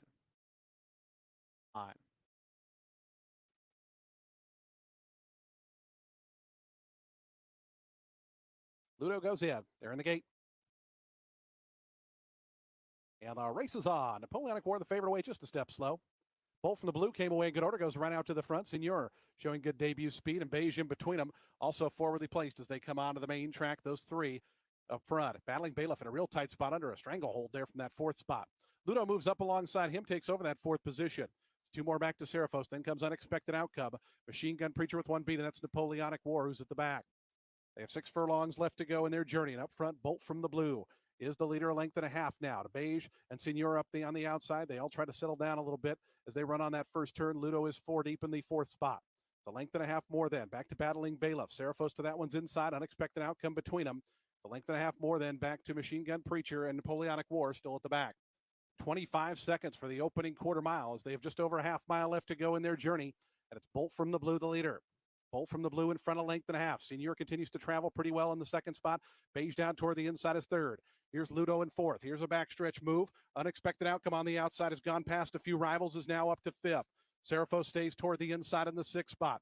Napoleonic War starting to get going from the back, is going to be 3 deep, but is making up ground and drawn to within 5 of the leaders up front. Bolt from the blue. Senor, here's Unexpected Outcome on the outside with a rush, and now Senor and Unexpected Outcome, those 2 right alongside Bolt from the blue. 2.5 or 3 lengths more back to Napoleonic War, who moves up onside of Ludo as they turn to the top of the stretch. Senior tries to kick away. Senior in front by a length. Unexpected outcome. Napoleonic War looking for room. Ludo going to go down toward the inside. Still battling away. Bolt from the blue. Senior is the leader to the 16th pole. Here's Napoleonic War with a decisive split. Unexpected outcome down the outside. Senior, Napoleonic War. These are the two that go on. Senior just in front. Napoleonic War surges right at the wire. That was really close. Photo finish between Napoleonic War and Senior. They were well clear of unexpected outcome. Then came Ludo and Bolt from the blue.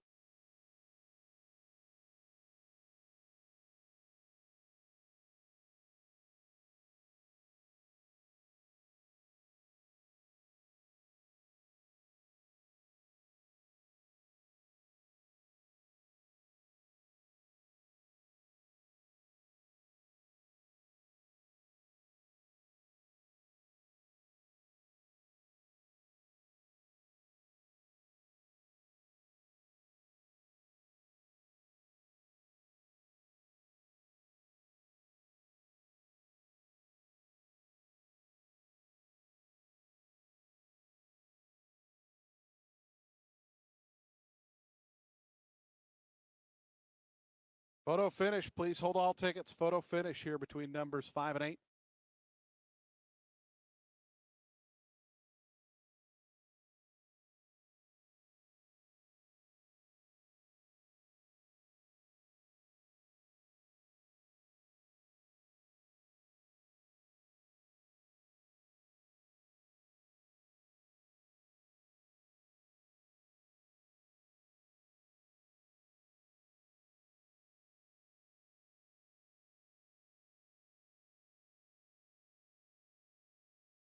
It's a dead heat. Dead heat for the win. Numbers 5 and 8. A dead heat for the win.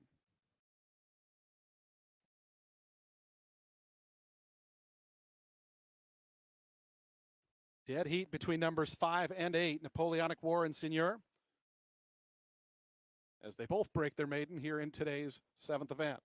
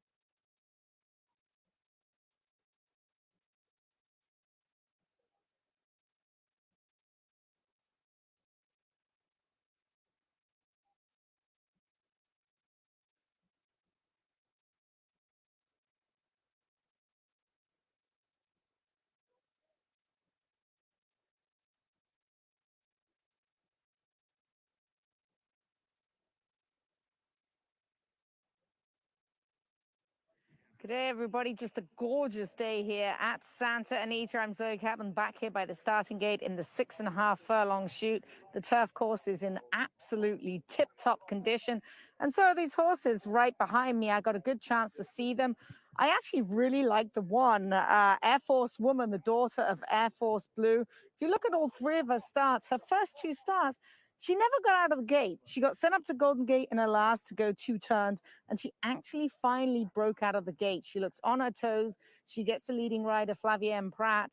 I know the one hole is not the best spot to be here on the turf course, going 6.5 here at Santa Anita, but just the way she's warmed up, she showed everything that I really want to see for Ruben Alvarado and Flavian Pratt. So Air Force Woman certainly looks very good. The 3, Beautiful Temple, getting a little bit warm. I know Shelby said she wanted to see this horse relax. She looks quite relaxed. She's just getting a little bit hotter than I would like to see. And if I'm playing a long shot in here, I may take a quick look at the 6, Optimus, with the bug boy Diego Herrera aboard. Now, Diego only 1 for 62 on the turf course, but he really hasn't had many opportunities, and he gets a very, very advantageous draw on the outside of this 5-year-old mare who, believe it or not, has only ever run once on the turf. She's only run 7 times in total, and I think she could be in with a squeak here. So Optimus, a bit of a long shot play, and I'm actually really surprised there's not a little bit more wagering on the 1, Air Force Woman. Good luck.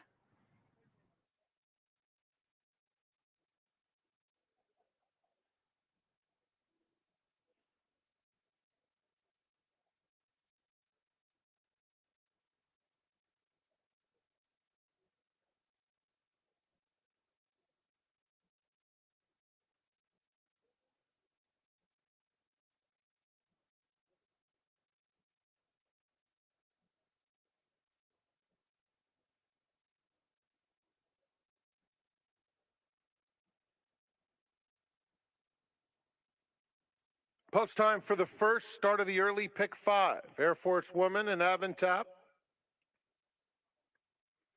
joined by Beautiful Temple.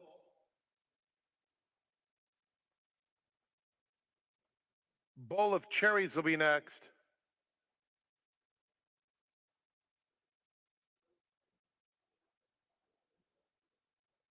Optimus to the outside.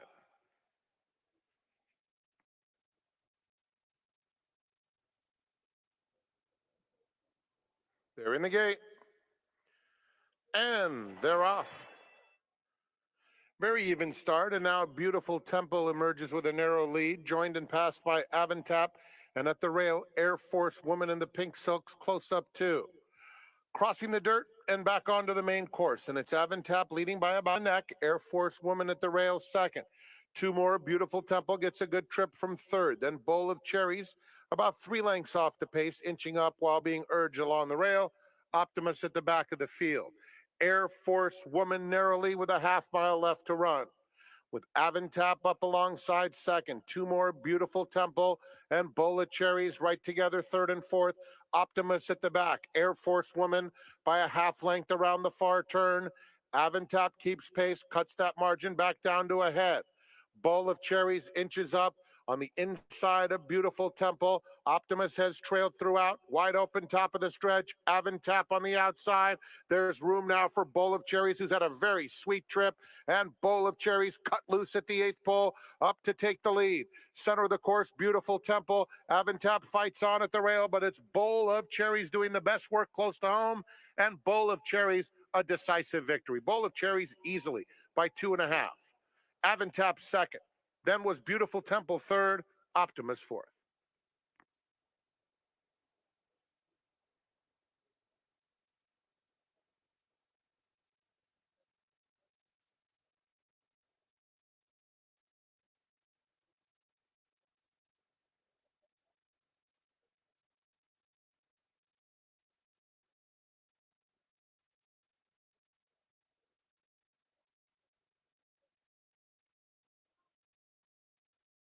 Number 4, Bowl of Cherries was first. 2, Avantap second. 3, Beautiful Temple third. And 6, Optimus was fourth. The running time, which was hand-timed for the first, 1 minute 16.39 seconds.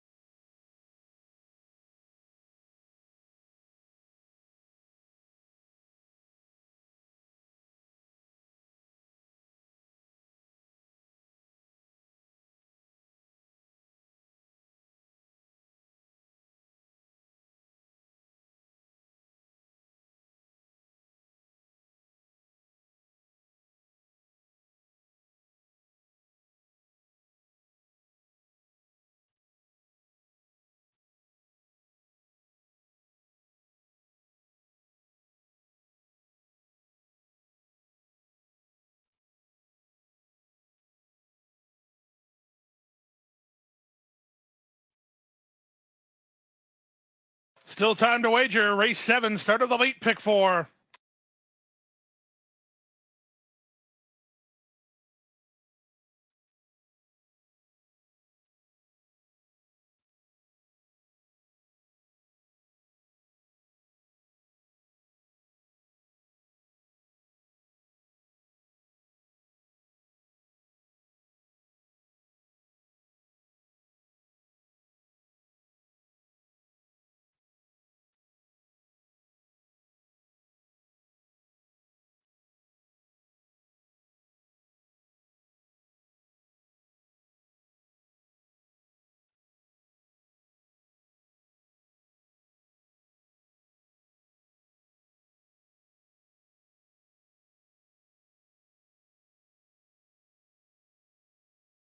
Approaching the gate.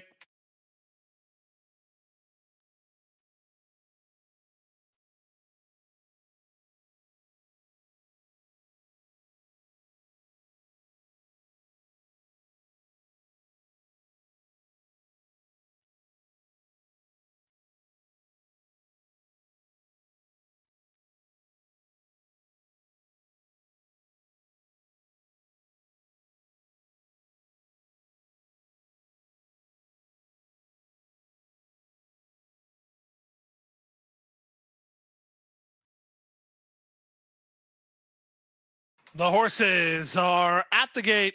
It's now post time. Lining up and moving in. It's race number 7, starting leg of today's late pick 4. 8-5 on Perfect Kimberly S. She's favored under jockey Paco Lopez for owner-trainer Steve Dwoskin. Perfect Kimberly S in the blue colors stepping forward now.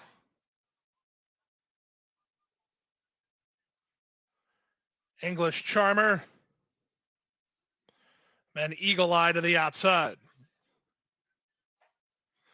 Eagle Eye, Tyler Gaffleone up to the outside gate.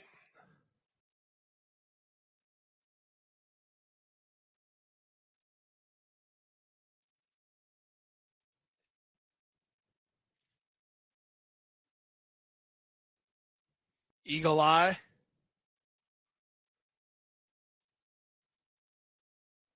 Now she's just about set.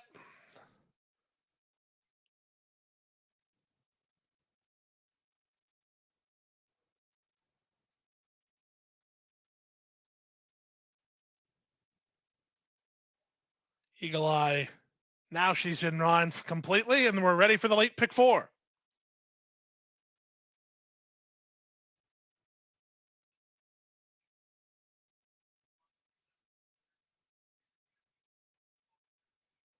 And they're off. Perfect Kimberly S was away smoothly on her outside. English Charmer has speed, driving through at the rail. Bell's Kingdom and splitting horses. Here's Kentucky Pride, and they run past the wire the first time. Eagle Eye moves up on the outside. The 2 at the back, Backstretch Beauty and Cactus Kitten. In the run to the first turn, English Charmer has a narrow advantage. Kentucky Pride is along the rail, and Eagle Eye is on the outside.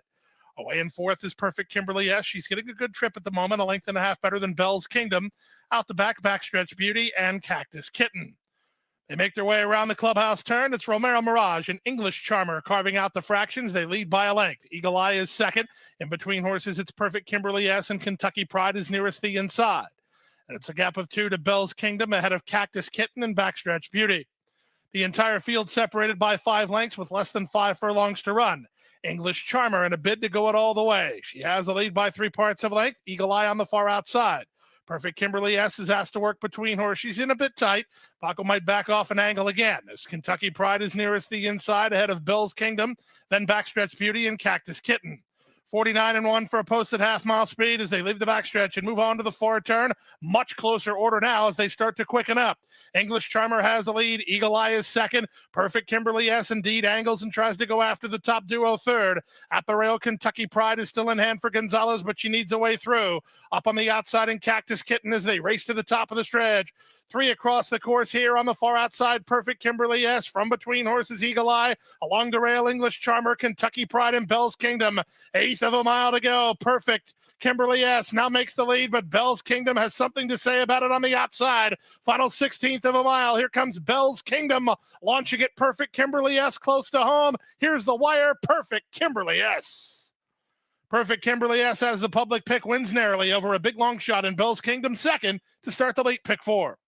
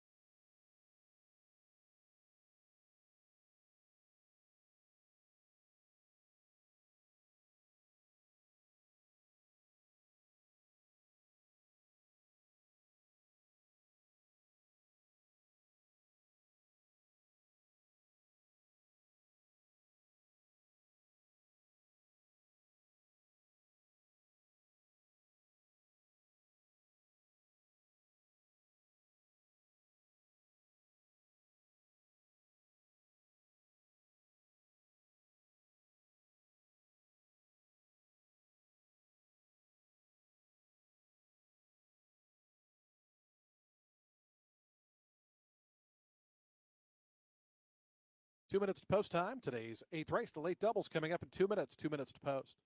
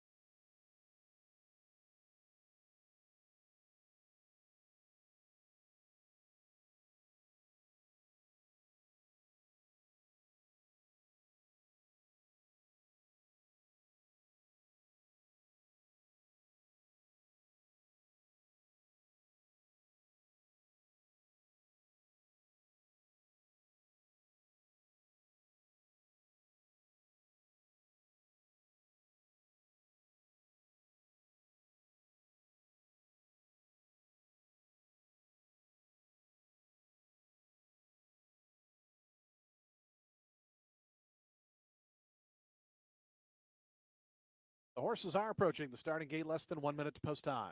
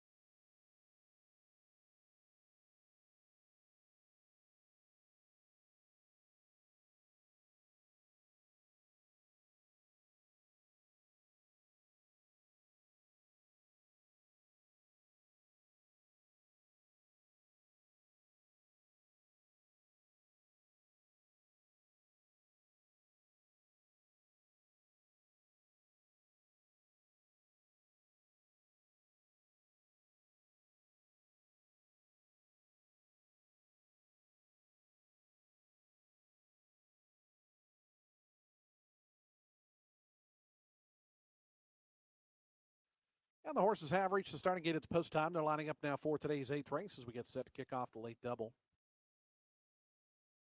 Field of 12 here at 5.5 furlongs. 3-2 favoritism on the outside. Blaze Away and Hide. 7-2 on the 4. More Mucho. Right now, your second choice. Here's our electric guitar going forward. Matty Rowland already with a winner on the card. 9 bits moving in.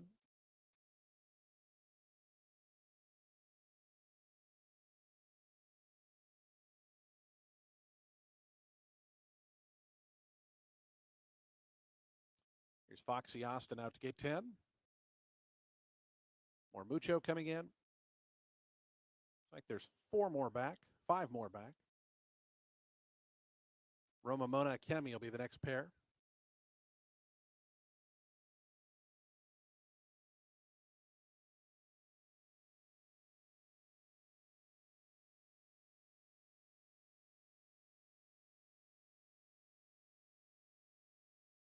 Save the Flag will be next. Starship Macy's and Blaze Away and Hide will be the final one. We're just about set for a start. Today's 8th race, the late daily double here on a Friday at Tampa.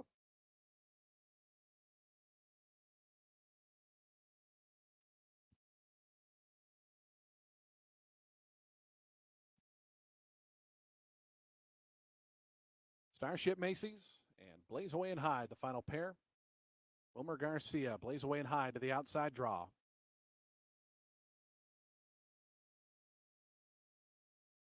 Goes in. They're in the gate. And the race is on. Akemi in the center shows out first. Blaze away and high. The favorite was away quickly, and those two speed off through the opening 16th of a mile. Queen's Best puts a nose into third. More Mucho the Gray advances into the fourth spot. Then comes our electric guitar. Roma Mona, Night Mitts, they're together in 6th and 7th. They're length and a half clear of Save the Flag. Then we come back to Carla's Honor, Foxy Austin, and Starship Macy's, and it's 7 or 8 more. Then back to Classy Cassie, who's at the back. But Akemi freewheeling up front. Akemi to the far turn, Jose Bautista. They lead it by 3 lengths through an opening quarter in 21 and 4/5 seconds.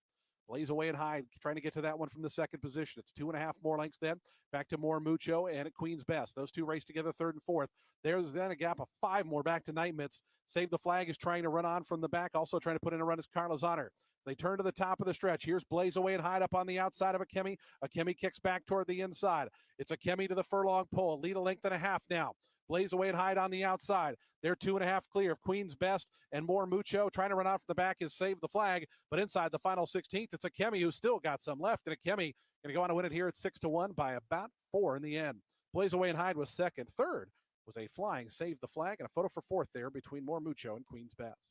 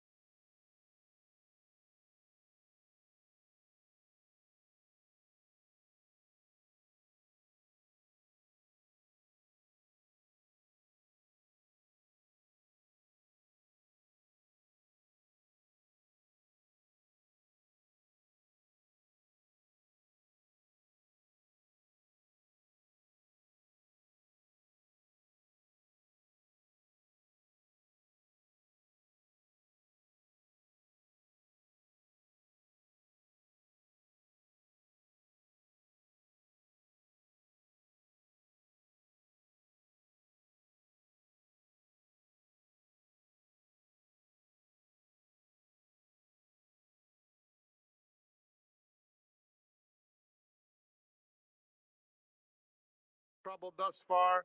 Leads it a length and a half to I'm Still Thirsty in second. And then Prince Hussar in third. They're at the top of the stretch. And Saul's Call has a 3-length lead. I'm Still Thirsty trying gamely in second. Then Prince Hussar in third. They come to the 16th pole. And it's Saul's Call to give Abel Cedillo both halves of the daily double. This is a very easy W for Saul's Call. I'm Still Thirsty completes the Stay Thirsty exacta. Then it was Prince Hussar in third.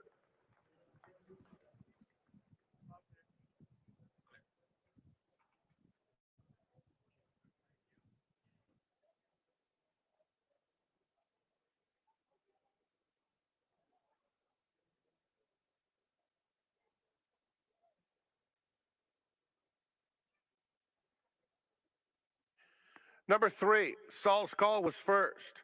2, I'm Still Thirsty second. 1, Prince Hussar third. And 5, Toasted at Dawn ran fourth. 3-2, 1-5. Posted on the board. Running time 105.56 seconds.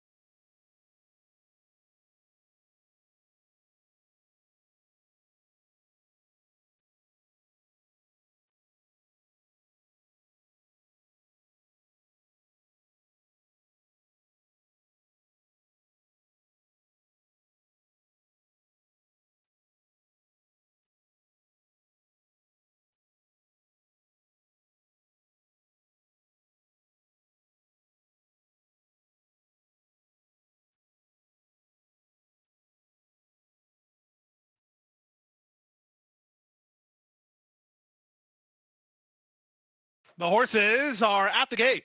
It's post time. They're going into the gate now with time on the board, so wager now to avoid being shut out. Even money on Big Daddy Dave as Creative Cloud has walked into line. That leaves Democracy and Big Daddy Dave to complete the field. Big Daddy Dave, odds on. It's on the outside. Will complete the line. Big Daddy Dave is ready. We're set for a break. And they're off. From between horses, Aeronaut wins the break, but Big Daddy Dave is up to take over. Away in third, Cajun Commander. He's in tight. Moving up to take third is Creative Cloud and Democracy at the back. Down the backstretch they go with Big Daddy Dave and Jaramillo on top, 3 parts of length. Aeronaut angles to the outside. Second, Cajun Commander rebids into third. Back to fourth is Creative Cloud and Democracy at the back. Half a mile from the finish, Big Daddy Dave rolling through the opening quarter of 22 and 3. Leads by a length over Aeronaut second, Cajun Commander third, Democracy fourth. Creative Cloud not keeping up right now with less than 3 furlongs remaining. Big Daddy Dave to the top of the stretch, leads 3 parts of a length. Aeronaut has to quicken now second toward the rail. Cajun Commander is there third. Fourth and driven is Democracy. There's less than a quarter of a mile to come. It's Big Daddy Dave, well rationed on the top end and still the target. Aeronaut the nearest pursuer second. Cajun Commander is now third with an eighth of a mile to go. Big Daddy Dave needs an eighth of a mile more and he's got 3 lengths in hand. Aeronaut's trying, but trying's not going to cut it today as Big Daddy Dave comes up big at 3-5. Big Daddy Dave wins and wins easily by 3.5 lengths. Aeronaut second, Democracy third, Cajun Commander fourth.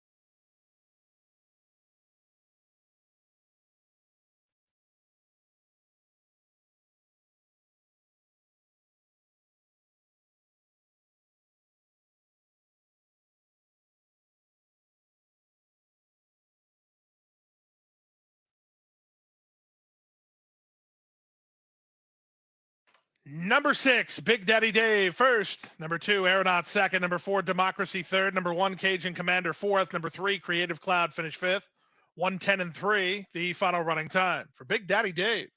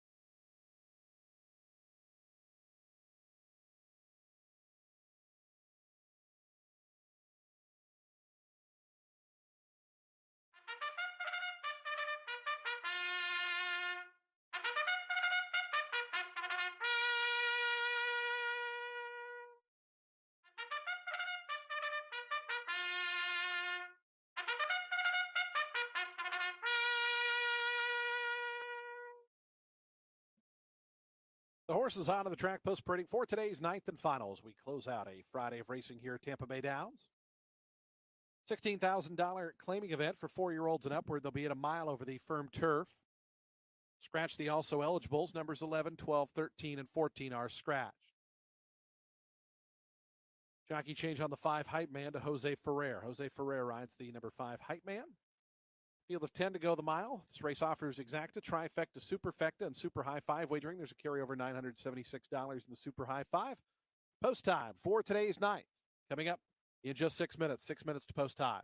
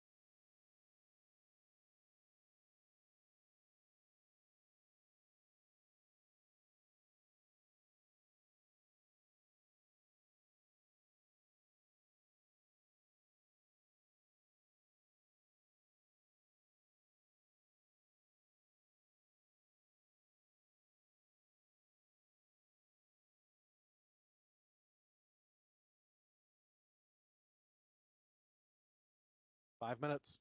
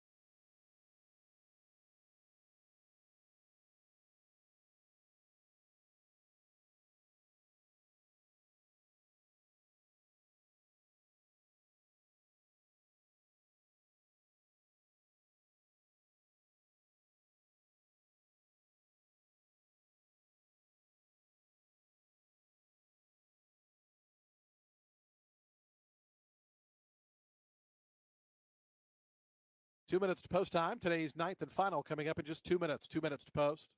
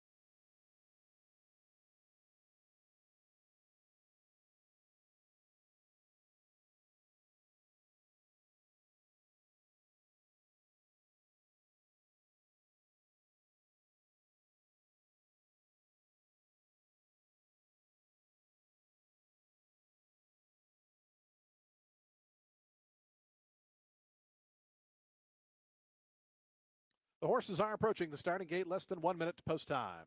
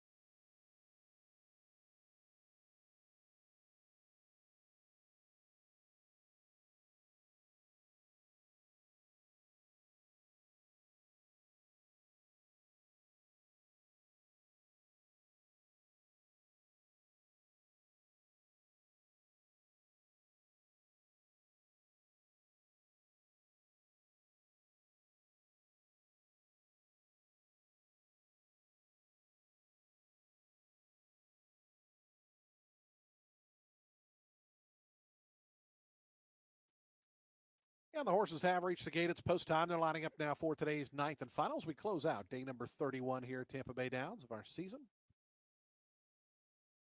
Field of 10 here at a mile. Favoritism right now to the inside runner. Clever Fellow, who you can see loading in there. Right now, 2-1, Clever Fellow. 3-1 on the 7, Cochise Charlie. And at 7-2 on the outside, Reiner.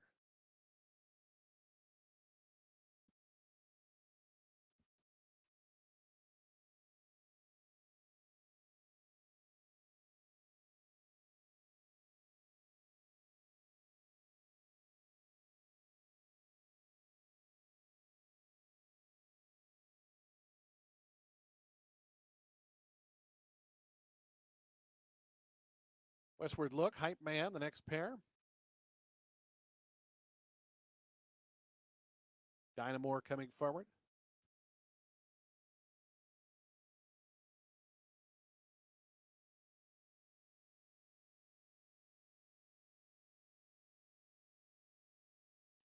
Waiting on Luca Drew the ace, and Reiner will be all set for a start.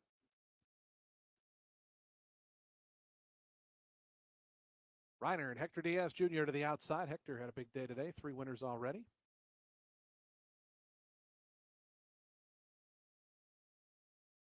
Goes in. They're in the gate. And the race is on. Starting in the center for Westward Look, who shows speed. Whiskey Plank is forwardly placed. Luca Drew the ace. And Baraheen coming up between them as they come out of the main track. It's Westward Look and Whiskey Plank who cut the corner just in front. Luca Drew the ace up from the outside is third. Baraheen back and forth. It's Clever Fellow moves to that one's inside in the 5th position. Cochise Charlie in the blue colors orange cap is cast out 3 deep from 6th. It's a length more than back to Reiner, who tries to get toward the inside. John Dillon holds that rail spot. After that comes Hype Man, and it's a length and a half more than. At the back is Dynamore. They move toward the back stretch off an opening quarter. Pretty contested 22 and 4/5 seconds. Westward Look up on the outside, puts a nose in front of Whiskey Plank, who counters down toward the rail. They're a length clear. Luca Drew the ace, who stays out in the clear in that 3rd position. Clever Fellow continues to travel nicely in 4th. Is a length and a half clear of Cochise Charlie, who follows that one in 5th. 2 more then back to Reiner and Baraheen. They race as a tandem 6th and 7th. They're 2.5 lengths clear then of Hype Man. Dynamore's out of last, and Jama Dillon trails. 46 and 3, the time for the opening half mile. They take their run to the far turn. Up on the front end, Whiskey Plank, Westward Look. Those two continue to go at it. Moving up down toward the inside, Clever Fellow continues to inch into contention. Luca Drew the ace, though, keeping that one bottled up and they're going to need some room as Clever Fellow. Trying to wind up. Reiner is starting to launch a 5-wide bid, is up on the outside of Cochise Charlie, who also has some run. They come to the top of the stretch. Westward looking Whiskey Plank. Here's Clever Fellow, swings into action. Cochise Charlie in the orange cap going to try to follow that move as they have a final furlong left to go. Here's Cochise Charlie right up alongside of Clever Fellow. In between horses, Bahrain comes with a good rally, and Reiner right down the crown of the track. Still a couple of chances here. Cochise Charlie, Clever Fellow, Reiner down the outside. Cochise Charlie going best late. Cochise Charlie a half a length. Second was Clever Fellow. Third ended up really close, either Reiner or Bahrain. A long way back then to Westward Look, who completes the super high 5.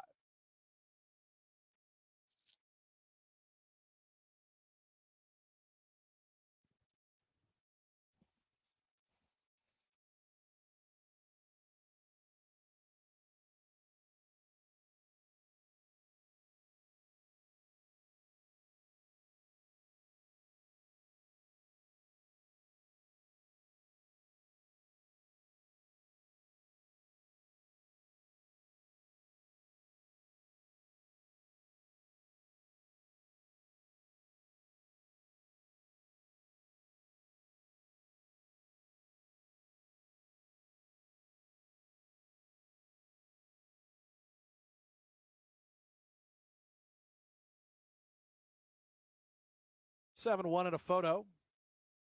Final time 136.76 seconds for the mile.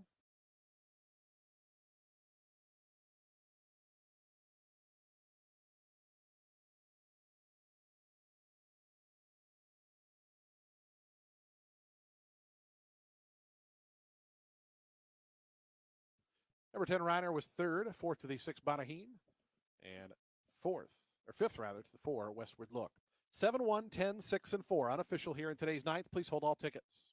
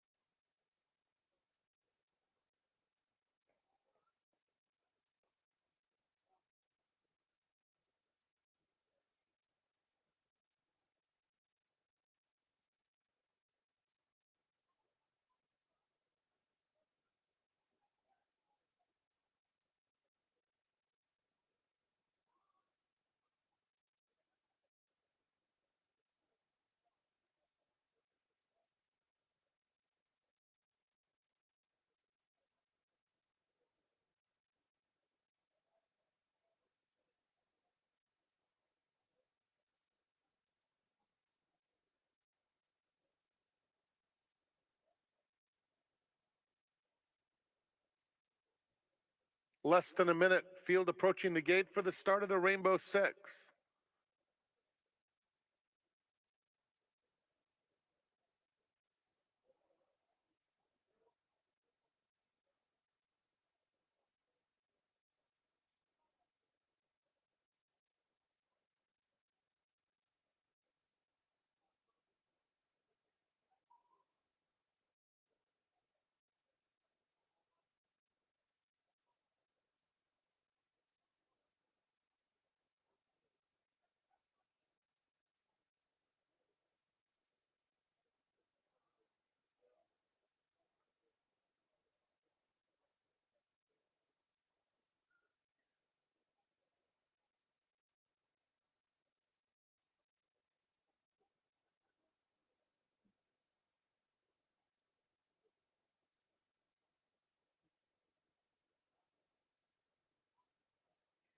It's post time. Set to kick off the Rainbow Six.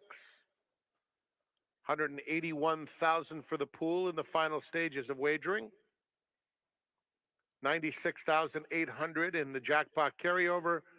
85,000 thus far in new money for today's pick six sequence on races 3 through 8. Here's Alana, my princess, going in. Mongolian Dream. Life in Paradise. Kate and Kid to the outside.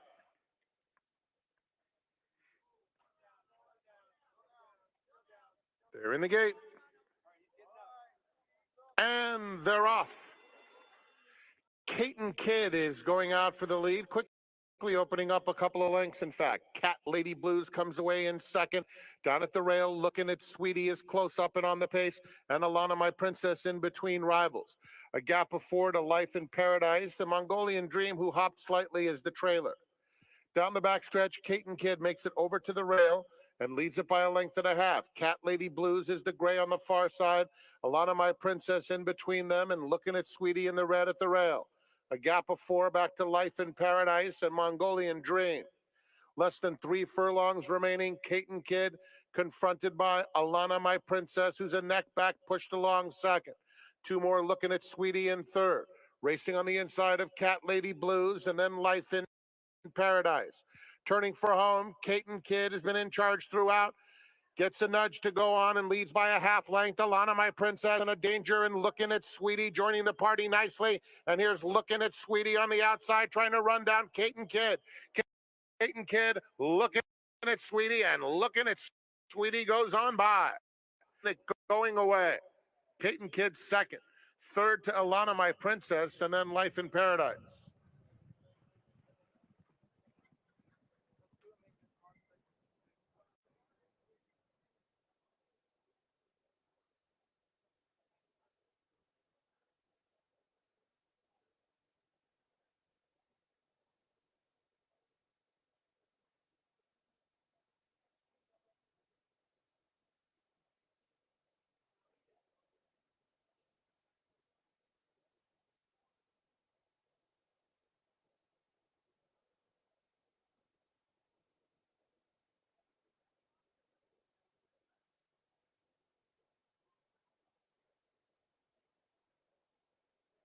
One, looking at Sweetie was first. 6, Kate and Kid second. 2, Alana, my princess was third. And 3, Life in Paradise fourth. 1, 6, 2, 3.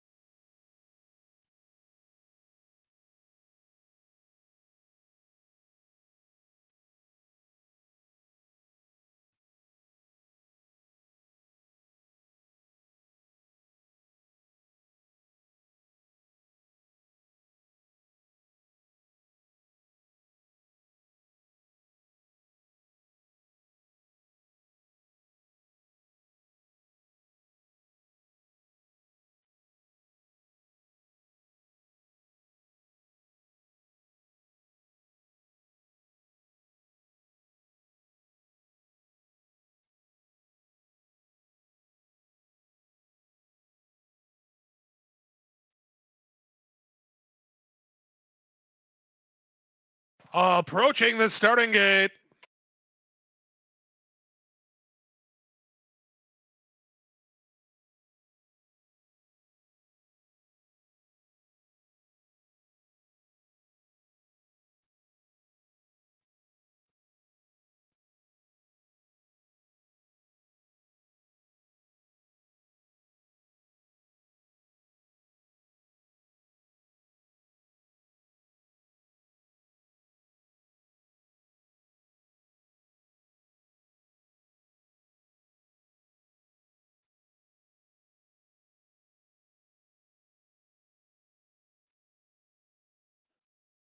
The horses are at the gate.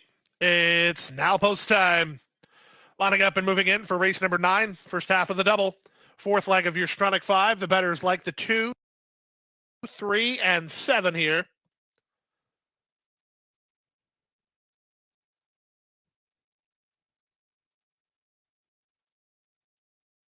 Sunstrike in the colors of Qatar Racing. Brendan Walsh has Tyler Gaffleone up.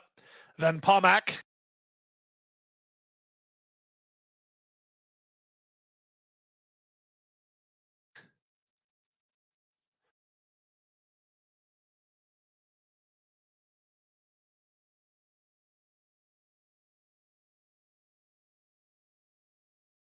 L is 9-5, 2-1 on Sunstrike. My favorite daughter in the colors of Average Joe Racing Stable. Then Easy Come, Easy Go, and Sister Nell.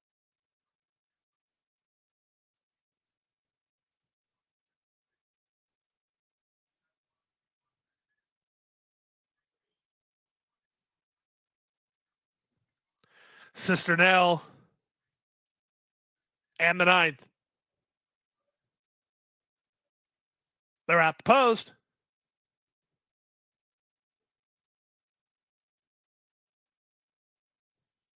And they're off. Good start for Pomac, who's headed off for the early advantage. Moving up on the outside, my favorite daughter. Splitting horses, Sunstrike won't be far away. Sister Nell's on the far outside, and Vandalia holds down the rail. And the charge around the first turn, Pomac has the lead, and very tight is Sunstrike. Vandalia toward the fence, and 3 wide, my favorite daughter. Easy Come, Easy Go is next, as Sister Nell got caught very wide around that first turn, and the trailer is Fish Mooney. And the run around the first turn, the advantage to Pomac, who leads now by almost a clear length. My favorite daughter is there second. Sunstrike pockets up to race in third. Sister Nell on the outside is fourth after being wide around that first turn. Then back from between to Easy Come, Easy Go. Vandalia is toward the rail, and Fish Mooney's at the back. Quarter speed, pretty quick here, 23-3 as they head less than 5 furlongs from home. It's Pomac in front by a length and a quarter. My favorite daughter getting a good trip second on the flank of the leader. At the rail, that's Sunstrike in third, followed fourth by Sister Nell. Then Vandalia, Easy Come, Easy Go is dropped back, and the trailer is Fish Mooney. They leave the backstretch and move on to the far turn, less than 3 furlongs to go. Here's my favorite daughter turning up the pressure on Pomac on the front end. Sunstrike patiently handled, waiting for room to materialize. Fourth and Sister Nell, fifth Vandalia, then Fish Mooney as they run to the top of the stretch. With the advantage, it's Pomac. Gaffleone wants room for Sunstrike. Will he find it? My favorite daughter is next, then Vandalia's Sister Nell on the outside. Top of the lane, it's Pomac, still the target. The rail is open for Sunstrike if she can quicken through. On the outside, and Fish Mooney. From between my favorite daughter, Fish Mooney finishing up best. Here comes Fish Mooney on the outside. My favorite daughter between Fish Mooney in front. My favorite daughter was second. Third was Pomac, then Sister Nell.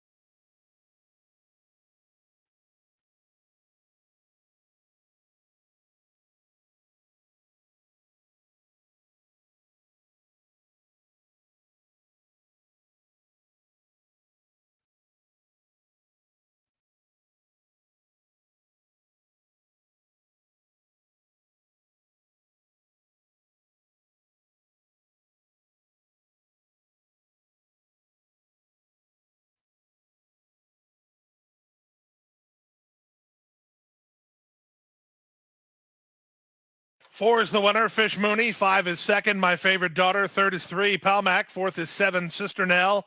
Fifth is number 2, Sunstrike. And 144 flat. 4-5, 3-7-2.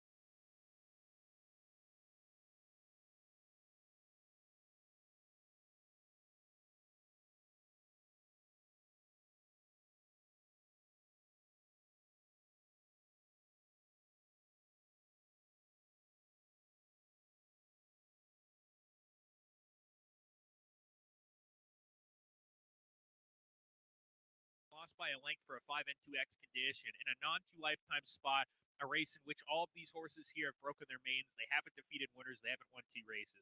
I think she'll get a good stocking trip. Speed figures indicate she compete with this field. She's my pick. The second pick for me is going to be number 6, Sweet Meg, who had run poorly her first 9 races. Last time out, she put it all together and really improved. If she can come back with that, she's an interesting one to consider. Good luck, everybody. It's post time for race number 3.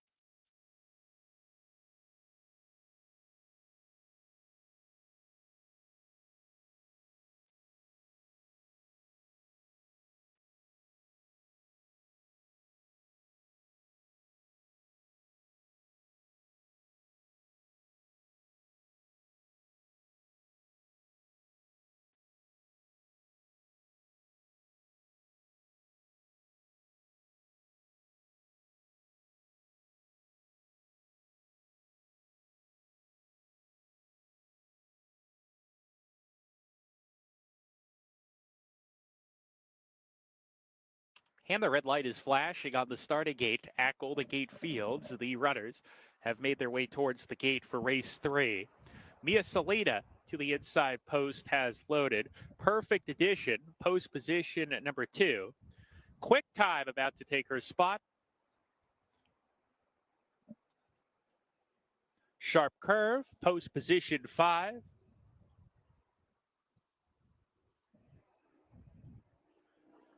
Sweet Meg coming up, post position number 6.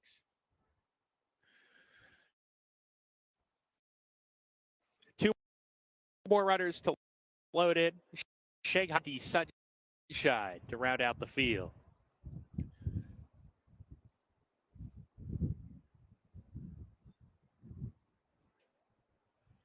Shanghai Mist goes in.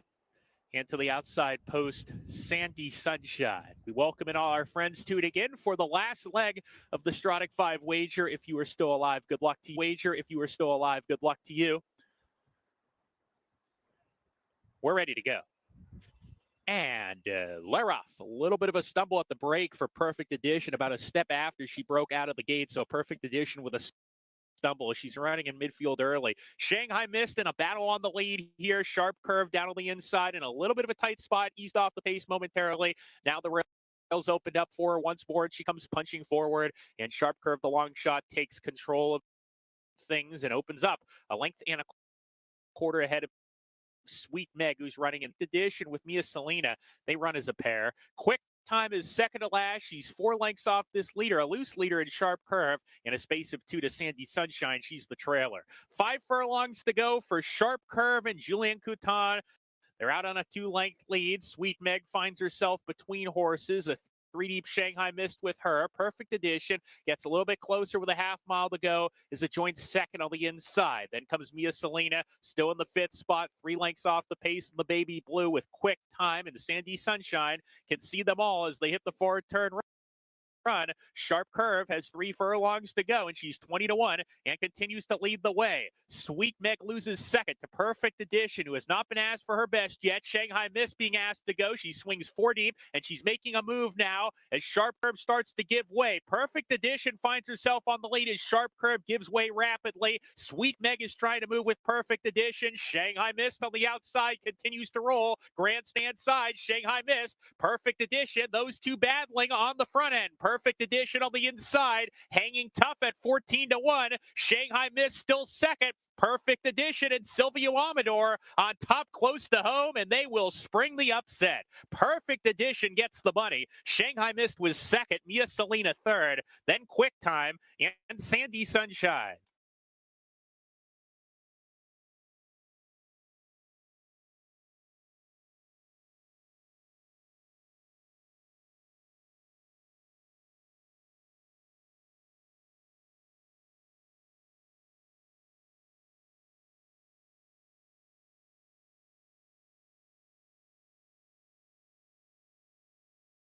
Photo finish, photo in race number 3. Please continue to stand by until the results are declared official.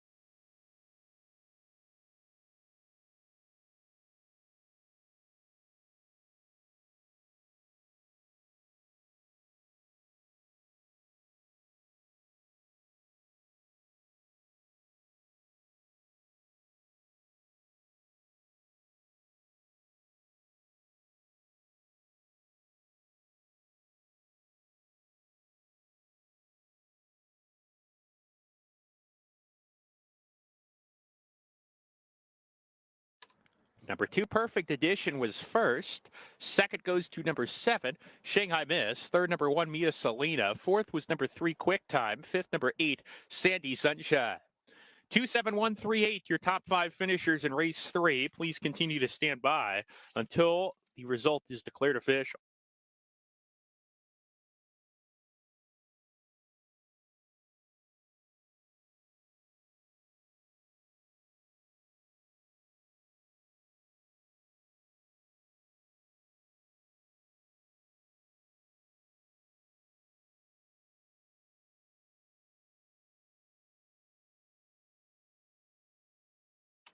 And now entering the winner's circle. This race is now official. It's number 2, Perfect Edition. Perfect Edition is a 6-year-old bay mare by Eddington out of Perfect Vintage by Bertrando. Perfect Edition was bred in California by Mojer Incorporated and Alan Erickson, who now currently own, trained by Ed Mojer Jr., whose assistant is Edgar Blanco. Silvio Amador, the winning jockey.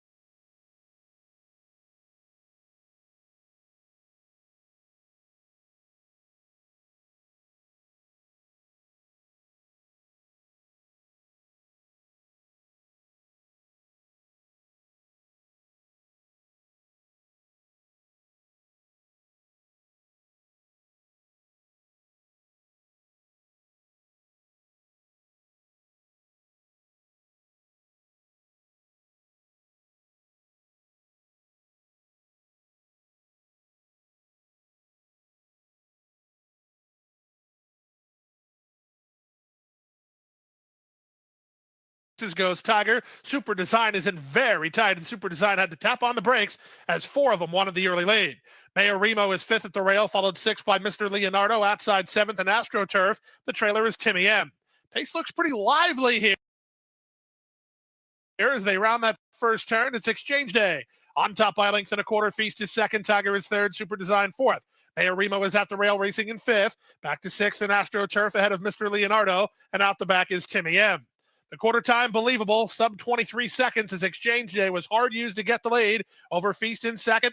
From the inside, and Tiger had joined 3rd. Super Design after that early trouble. He settled nicely ahead of the long shot Mayor Remo. Pace ahead of for the back markers to enjoy, including the great Mr. Leonardo, who's creeping closer toward the fence. Wide on the course, and Timmy M with AstroTurf together with him as they round the forward turn. No rest for the weary here. Exchange Day is under siege. Here's Super Design. Mayor Remo farther out and 5 wide is Timmy M as they run to the top of the stretch. It's Super Design who makes first run to get the lead. Mayor Remo trying to battle back at the rail. Exchange Day very game. Far outside, that's Timmy M looking for room as AstroTurf. Tigers up the inside. Who do you like here? They straighten for the drive. Exchange Day is still in front. On the outside, it's Timmy M who takes aim 2nd. Tigers toward the rail. Mr. Leonardo weaving through traffic less than a furlong from the finish. And Timmy M has now made a clear lead. Timmy M will win it, and he'll win it at 6-1. Mr. Leonardo is up for 2nd. Up 3rd is AstroTurf. Closer for 4th. It's either Exchange Day or Tiger in 141.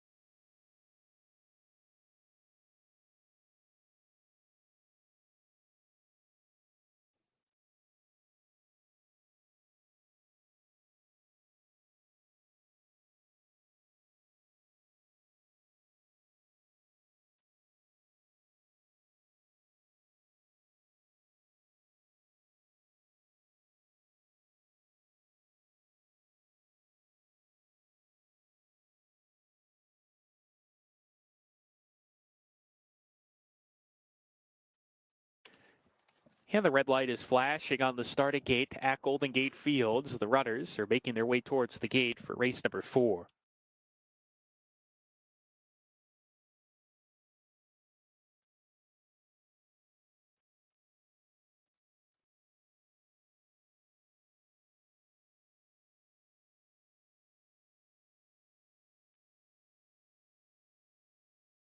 Hong Kong Cowboy and Southeast Asia have loaded into the gate.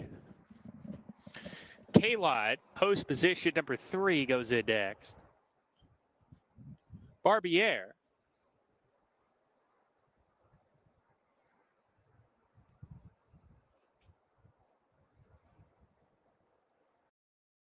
Two back. Canyon Crest to Doe. We're ready to go.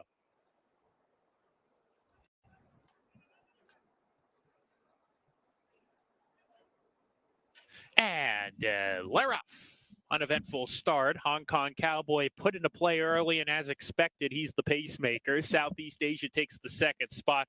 Barbier is third with long shot Canyon Crest. K-Line second to last. Note is trailing as the half dozen hits the clubhouse turn, and Hong Kong Cowboy and Julian Coutan, they've got a clear and comfortable lead of a length and a half. Southeast Asia on his tail second. A similar margin back to Barbier, who's in the third position, followed by Canyon Crest, finds himself between horses, now scoots away of K-Line and Known. Those two at the back of the field together, and they're 5 lengths off of Hong Kong Cowboy, who leads the way down the backside, 3/4 of a length ahead. Southeast Asia coming up to apply some pressure and quicken the pace a little bit now, and these two are a half length apart, and they've opened up 3.5 on Canyon Crest in third. Barbier at the back of the field lost the spot, passed by Known on the outside in the clear in the red blinkers. K-Line next, and now Canyon Crest is losing position. So the long shot Canyon Crest has now dropped to the back of the pack. Barbier's passed, and Barbier in fifth down on the inside. Around the far turn, Hong Kong Cowboy, he's still a half length in front of Southeast Asia. Known is creeping in 3 deep.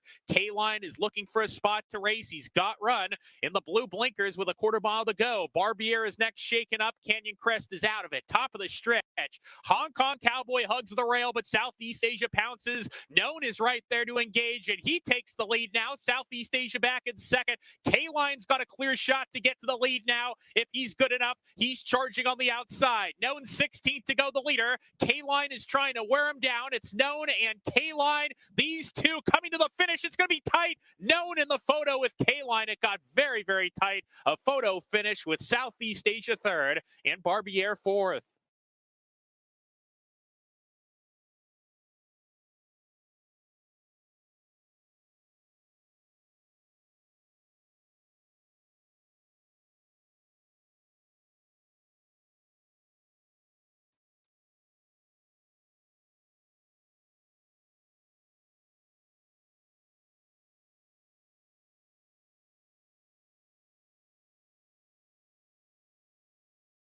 Photo finish, photo in race 4. Please continue to stand by until the result is declared official.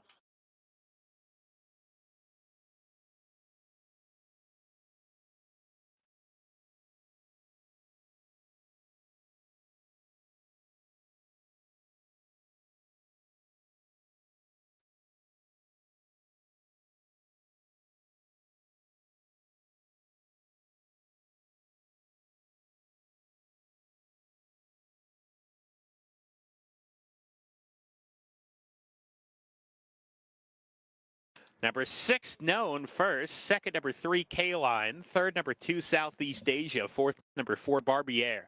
6, 3, 2, 4, your top 4 finishers in race 4.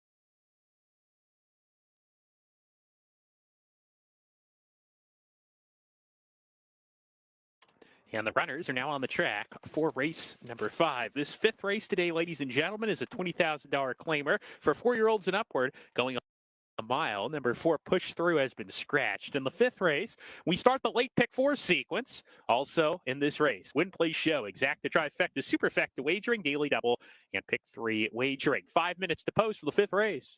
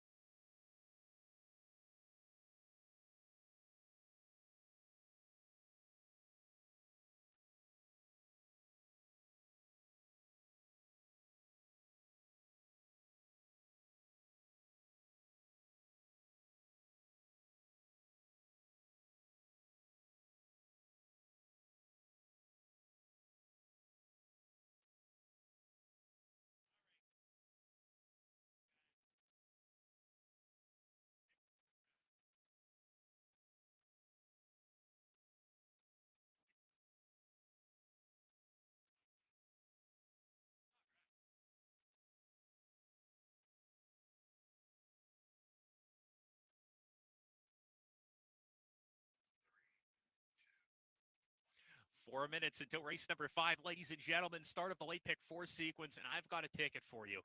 Usually I give you a 50-cent pick 4, but what I'm going to do today is I'm going to give you a $2 pick 4. It's going to be $24, but remember, this is not the same as a 50-cent. Basically, what we're doing is we're playing this pick 4 times here and making this a $24 play, a $2 pick 4. The minimum, remember, is 50 cents.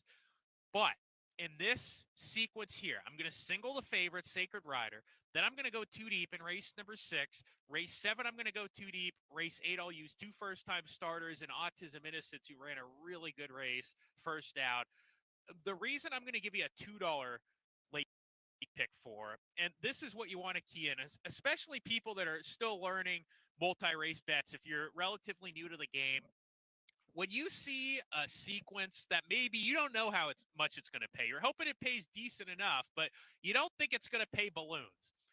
What you can do is you can do exactly what I'm doing, which, hey, we're going to put more into it, but we're going to play it more times. Instead of making this a 50-cent $6 ticket, I'm going to make it a $2 $24 ticket. So basically what you've got is 4 tickets here making this a $24 play. So if I've hit this, for example, I'm going to hit this thing 4 times, and I'm going to get my 24 bucks back plus 4 times what it could be if I was playing a 50-cent bet. So we're going to try to make more by playing it more, so to speak, if you get what I'm saying there. Good luck, everybody. Let's get lucky here. Sacred Rider, I think he's going to win this race if he runs his best. I think he's the best horse. I think that, yes, he is a horse that likes to stalk or sit off, but there's not a lot of pace. I still think he can outkick this field. I just think he's the best horse in this race. Trainer Steve Specht has been running in this horse at the second level allowance condition, and he's not good enough to win at this condition. It's just plain and simple. And sometimes we see that with a horse like Sacred Rider, a horse that did well early in his career. He broke his first level allowance condition, and that second level, they just can't win at it. So Steve Specht, he's saying, you know what? We've run at this horse at this second level allowance condition the last 7 races. It's time to drop. It's time to put him in for 20 where he probably belongs, really. He's 4 to 5. It's time to win for him, I think. You know, and I'm feeling if this horse runs his race against this field, he's fast enough to win. So plain and simple. simple. He's my pick in here. Frank Alvarado, Steve Speck, a very good jockey trainer combination are teaming up. Number 3, Robber Baron comes off of 2 third-place finishes. Once at this condition where he ran third to Muggeritz, and most recently ran third to Governor's Party, who's a stakes-placed horse. He ran third in the El Camino Real Derby last year behind the Preakness winner, Rombauer, who, of course, won our El Camino Real Derby. Robber Baron cutting back from 1 1/8 to 1 mile. I like that. He finished strong last time out. He wasn't able to win, but he finished 1 1/8. I'm thinking going 1 mile, he's going to be really fit, ready to go today. Number 5, Full of Luck. Last time out, he did not get the best scenario to succeed because he didn't break. Sort of have to sit in the spot at the back and try to make a run, and he tried to do that, and it just didn't work. But because he broke so slowly, he was taken out of his game. Okay, it is what it is. No problem. It's an excuse. He broke slowly from the gate last time out and didn't get the right scenario for himself. Now he's in for $18,000. He was in for $12,500 last time out. So trainer Jonathan Wong bumps a bump in class today, and Full of Luck currently on the board 7-2. Hopefully he breaks, and hopefully because of that, he can be closer to the pace and he can run better. That's what I'm thinking with him. I'm going to go 1-3-5 here, everybody. Start of the late pick 4 in this race. Good luck.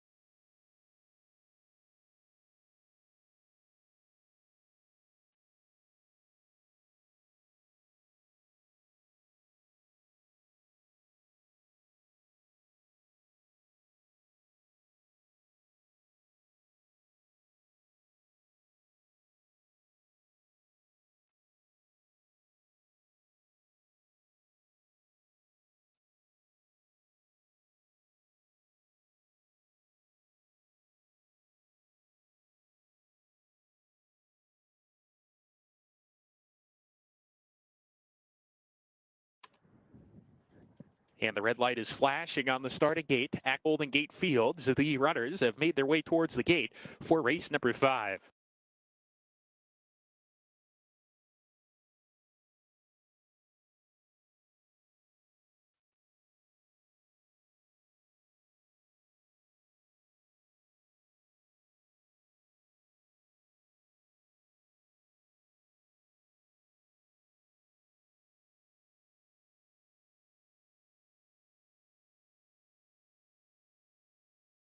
Sacred Rider to the inside post is loaded in. Many Roses to post 2.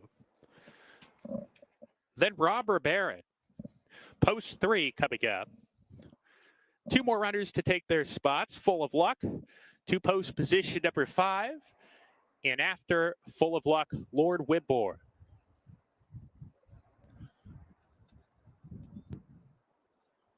Lord Whitmore stepping into the gate. We're ready to go.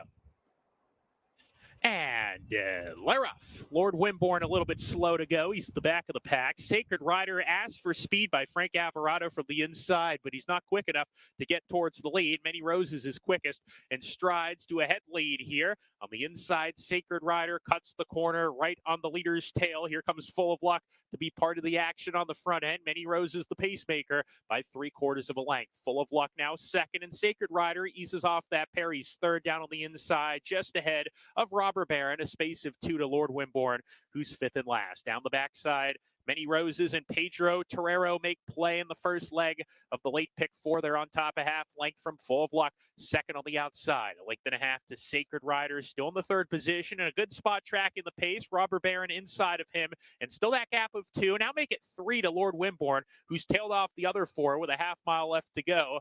Many Roses, a neck in front. Full of Luck's hounding him. Sacred Rider still inside 3rd.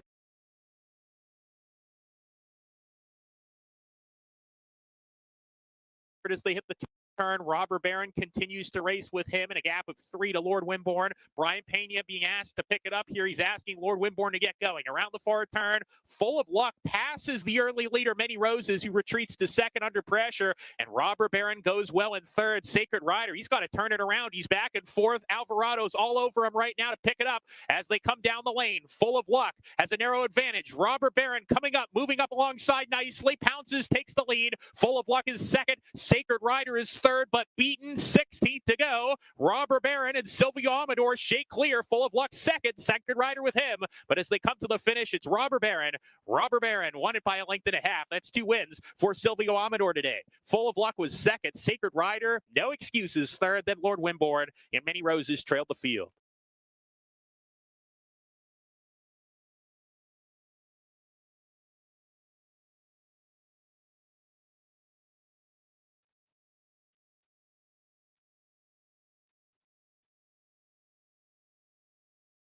Number 3, Robber Baron first. Second, number 5, Full of Luck. Third, number 1, Sacred Rider. Fourth was number 6, Lord Wimborne. 3, 5, 1, 6, your top 4 finishers in race number 5. Please continue to stand by until the result is declared official.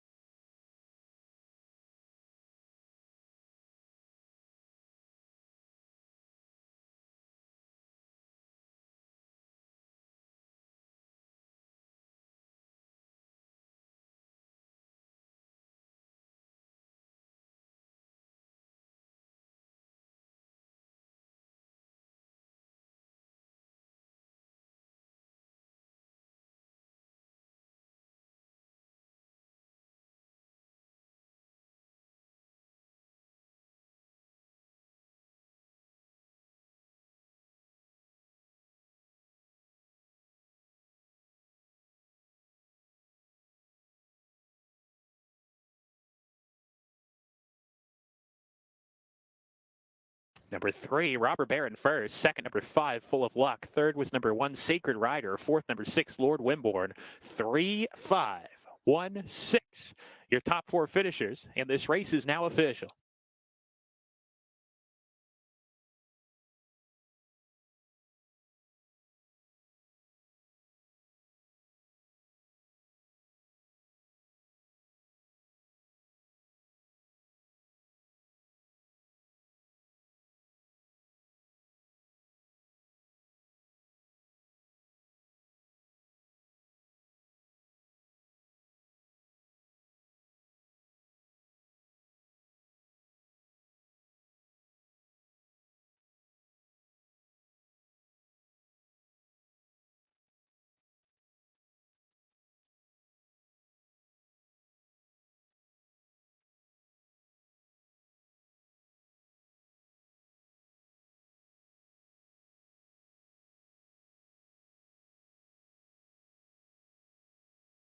And this race is now official.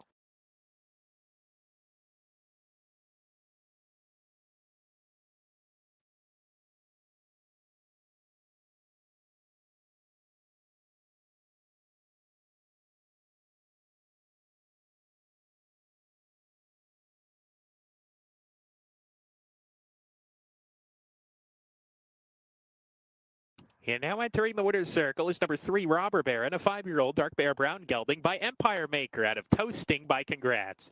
Robber Baron was bred in New York by 3C Stables LLC, now owned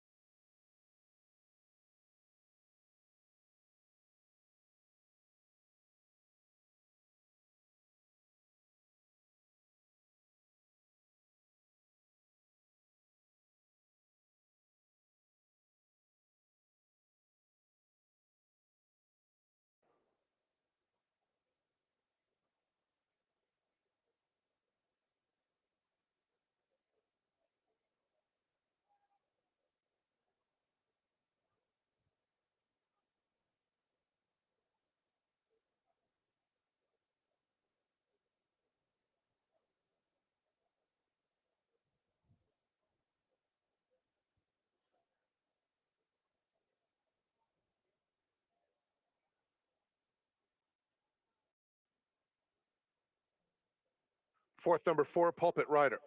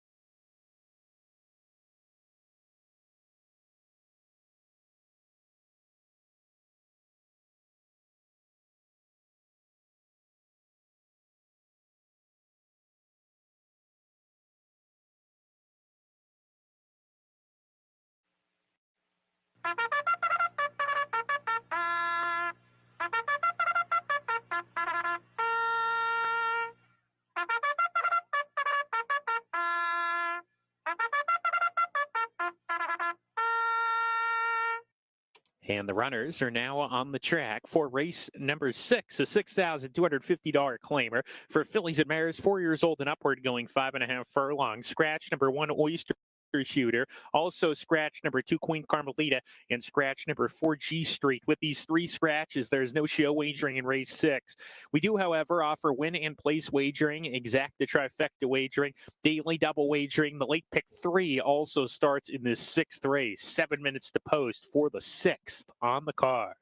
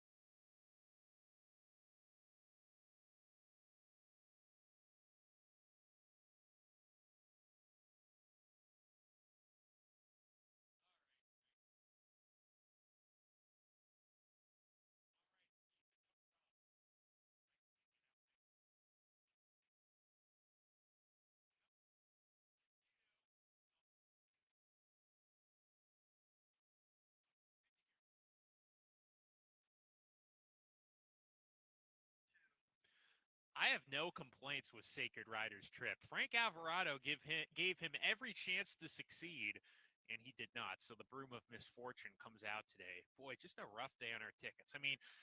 Just take a look at the payouts though. We had over $1,000 payout in the early pick 4, over $2,000 in the early pick 5. And look at this. The first race had 5 horses. The second race had 5 horses. Third race had 7 horses. Fourth race had 6, and the 5th race had 5, and that paid over $2,000. So there were some winners in there that were hard to figure out, but if you got it, good job. You made a good amount of money today. Just a really job well done to you if you had the pick 4, the pick 5 today, the early bets, of course. And we saw some very interesting results in races. Especially race 4, we saw an interesting result. Robert Barron cutting back from 1 1/8 to a mile in race 5. There you go. I just love the cutback angle. Let's talk about race number 6 here, folks. A quartet in this race, a few scratches. Your current favorite is Genpire Strikes Back, and that's correct. She's the one to beat, and she probably beats this field if she runs her best. She ran a very respectable race last time out. Actually, she ran a huge race last time out. She dueled in the lead, did all the dirty work, and got run down late by Singing the Wind, who's a back class runner. She ran a really good race. She ran a winning race, and it looked like there were a couple runners from behind that were going to pass her, and she just kept digging in. Very, very, very good race. She makes her second start off a 3-month layoff here. She's going to be fairly close Buena to the suerte a pace with todos. Queen Carmelita in here. I think Evan Roman has options because Desert Smoke, yes, she can be on the lead in this sprint distance. We saw her on the lead 2 back. She can do that, but the pace was not fast 2 starts ago. And Genpire Strikes Back can be close. I just think this whole race sets up for her. And the more I look at this, the more I think about this, I probably should have singled her. I really should have, because just thinking about this, she ran a really good race last time. She had to do all the dirty work, and she still got run down, lost by a head. Very good effort. This is an easier field that she finds. She's the one, I think, here at 4 to 5. She's going to be pretty tough to beat in this race. Namarita, number 5, I think ran okay last time out. She sort of had the right trip. She sat off a very contentious pace and ran on and ran third. Couldn't get by Genpire Strikes Back, though. Was a length and 3/4 behind her at the wire. 2 starts ago, she finished behind I Love Romance, number 7, who is getting bet right now, taking a mild class drop. But Namarita at 6 to 1. She's one of these interesting mares that she's inconsistent for one. You don't know what kind of race you're going to get from her. Some days she runs really well. Other days she just decides to mail it in. If she comes with her A race, she can be fairly competitive here, but she needs to. That last race indicates she's got to pick it up to beat number 6, Genpire Strikes Back. Namarita 6-1. Number 7, I Love Romance, ran poorly last time out. She got a perfect trip, sat in midfield off a fast pace, 21-2, 45-3. Turning for home, she was in range and just could never get towards the lead. Lost by about 4. She ran at this condition 2 starts ago and ran second behind No Cover Charge, who is a back class runner that really likes this Tapeta surface. I Love Romance in a race that she's not going to see as much speed as last time out, so that could help her a little bit. Sometimes runners that are right off, even 3 lengths off like she was, a very fast pace, sometimes they get tired. And maybe with the lack of pace in here, it's not going to be that fast of a pace. Then maybe she'll have a little more finish and can run a little bit better. And the class drop probably will help her too. That's number 7, I Love Romance. Looking to give Ed Moger Jr. his second win today. Number 3, Desert Smoke, 4-1. She's the only other runner we haven't mentioned. Last time she sprinted, she won. It was against Easier. She beat next out winner Miss Ski. But Miss Ski, if she was in this race, she'd probably be a price in here. Her last start, Desert Smoke, she routed, sat off the speed, and ran a very even 5th. Was basically 5th the whole way around. Cutting back in distance, she'll be fit. 2 starts ago, she went to the lead when she won. But A, it was against Easier, like we mentioned, and B, the pace was slow for a sprint. 22-4, 46-2. So Desert Smoke is one that's going to see probably runners that can keep up with her down the lane, and this is going to be a tougher assignment than her last sprint we saw her in. Post time for race 6, everybody. Best of luck.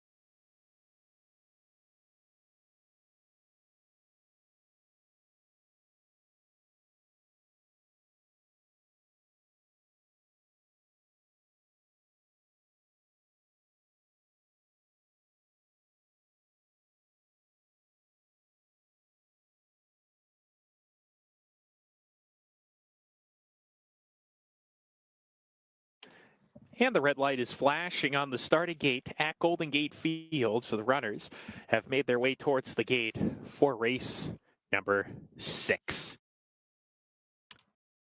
Desert Smoke to the inside is loaded. Namarita next.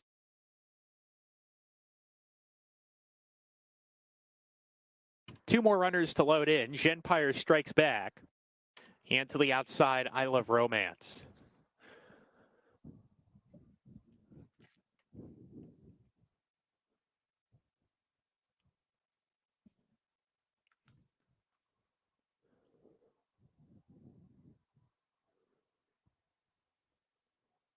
We're ready to go. And let her off. Smooth beginning for all the runners. Desert Smoke, I Love Romance together with Genpire Strikes Back right off of them, being asked to pick it up a little bit. And Genpire Strikes Back moves through between horses. 3 runners across the track, and Namarita is right off that contentious pace. Genpire Strikes Back. Evan Roman offensive-minded with her, and with a half mile to go, she takes control. I Love Romance sticks to her, and Irving Orozco decides to sit off with Desert Smoke. He's taken back to stalk the pace, now being joined by Namarita. 2 pairs of 2 as they round the forward turn, and Genpire Strikes Back, hustled along from the inside. I Love Romance putting up a strong challenge, and I Love Romance in the blue blinkers sticks her head in front. Genpire Strikes Back tries to come back. Namarita is third, 3 deep off the turn, and Desert Smoke, the longest shot in the race right now, is a little run behind the speed down the stretch. Genpire Strikes Back, repelling the challenge of I Love Romance. Namarita's coming on strongly. Genpire Strikes Back. Namarita outside, charging to the lead. lead, and it's Namorita on top here from I Love Romance. Jetfire strikes back, gives way. Desert Smoke coming late, too late. Namorita got the money at 7-2. Namorita over Desert Smoke and I Love Romance. Those two in the photo for second. And Jetfire strikes back at 3-5, ran fourth.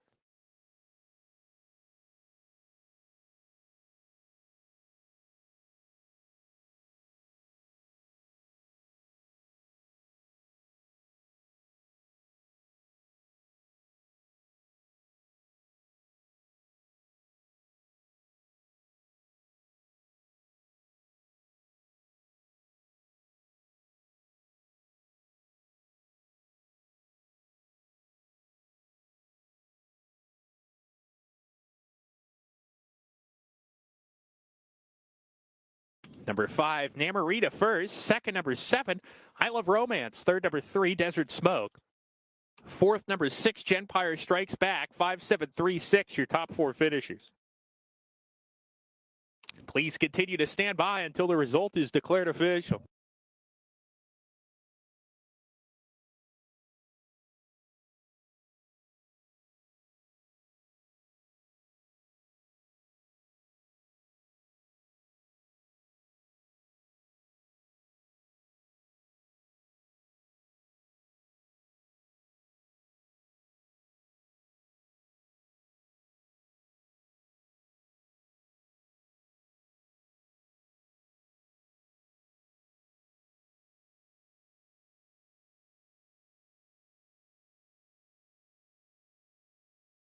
And this race is now official.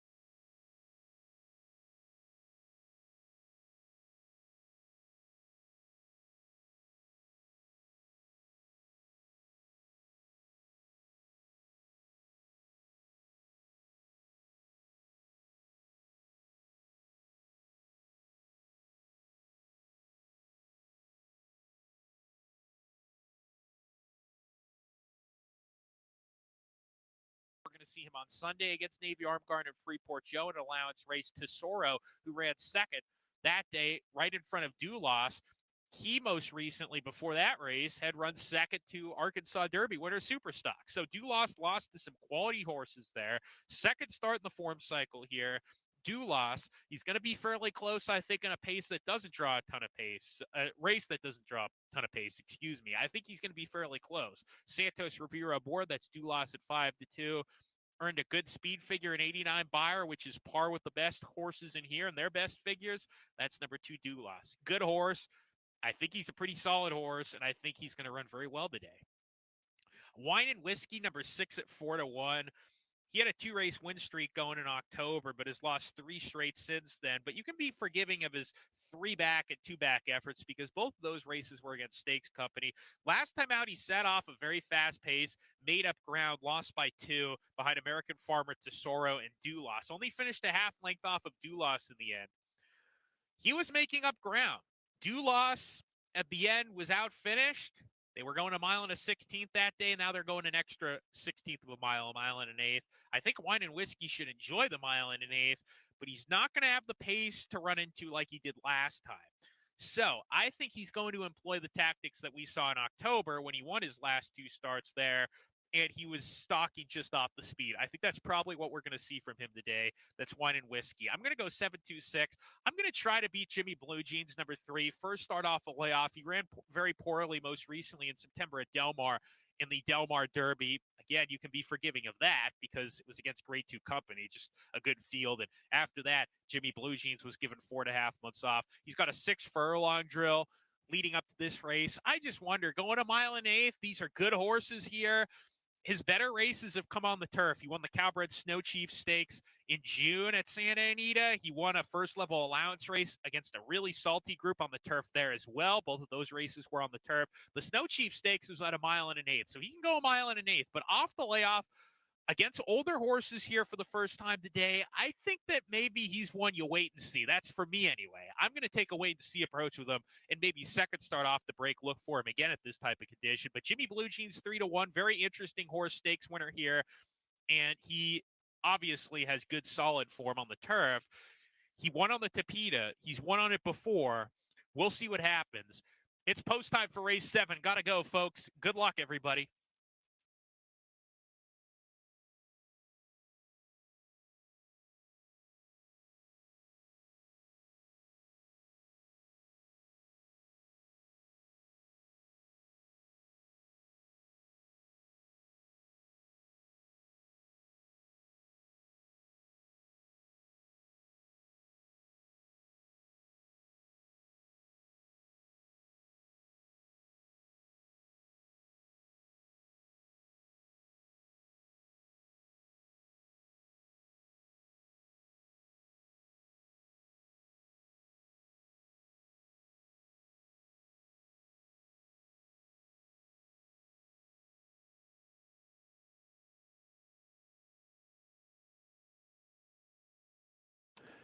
And the red light is flashing on the starting gate at Golden Gate Fields. The runners have made their way towards the gate for race number 7.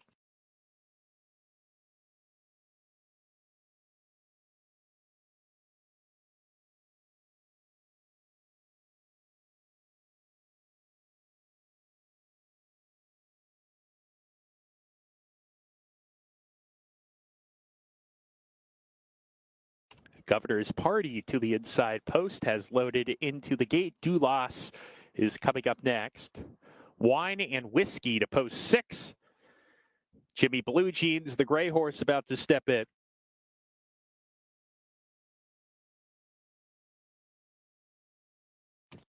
Jimmy Blue Jeans is in. 2 back, Wine and Whiskey.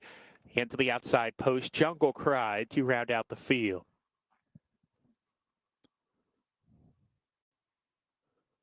Jungle Cry's it. We're ready to go. And and Leroff. Governor's Party drifted in at the start. He drops back to trail. Jungle Cry on the far outside, getting ease off of Jimmy Blue Jeans. The two stakes winners are 1-2 coming by us, and Jimmy Blue Jeans is fresh off the layoff and goes to the front from Jungle Cry on a nice snug hold, galloping well early in second. Dulas makes his way into third ahead of Wine and Whiskey, tugging a little bit in a big space of 4 back to Governor's Party, who's fifth and last as the quintet races around the clubhouse turn. Jimmy Blue Jeans, who won the Snow Chief Stakes at Santa Anita last year, has a 3/4 length lead on Jungle Cry, who won the Robert Dupre Derby on the turf course here in the summertime. He's right behind there, a half length back. Jimmy Blue Jeans now has company from Jungle Cry, who turns up the pressure down the backside. Those two now a neck apart, and they're 2 lengths clear of another pair. Dulas riding in third with Wine and Whiskey, a gap of 3 to the long shot Governor's Party, who's fifth and last down the backside. Jimmy Blue Jeans, a narrow lead. Jungle Cry's still right there with him. And they're still 2 lengths ahead of Dulas. Second start in the United States for him. Wine and Whiskey on the outside, still with that rival, and 3 back to Governor's Party. Not much change in the order for about a half mile. They hit the far turn. Jimmy Blue Jeans the leader, a half length in front. Jungle Cry outside, sticking to him. Dulas stays on the inside third. Wine and Whiskey sent along from his outside, and Governor's Party is under pressure at the back of the pack. He has to turn it around. Quarter mile to go. Jimmy Blue Jeans, Jungle Cry are even coming off the turn. They are right together as they swing off the turn. Jimmy Blue Jeans trying to repel the challenge of Jungle Cry on the outside there. Wine and Whiskey getting to the top pair now. He's coming on strongly, and here's Wine and Whiskey on the outside to go to the front. Wine and Whiskey and Cristobal Herrera shake clear. Dulas up in the second. Governor's Party is coming on late, but as they hit the finish, Wine and Whiskey won it. Wine and Whiskey, another long shot here, gets the money at Golden Gate today. Dulas second best, Governor's Party third, Jungle Cry and Jimmy Blue Jeans weakened fourth and fifth.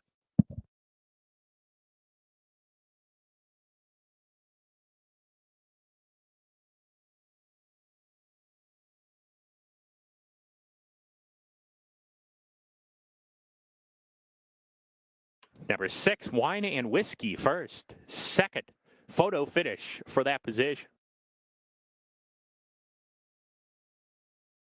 Please continue to stand by until the photo finish result has been posted and the race is declared official.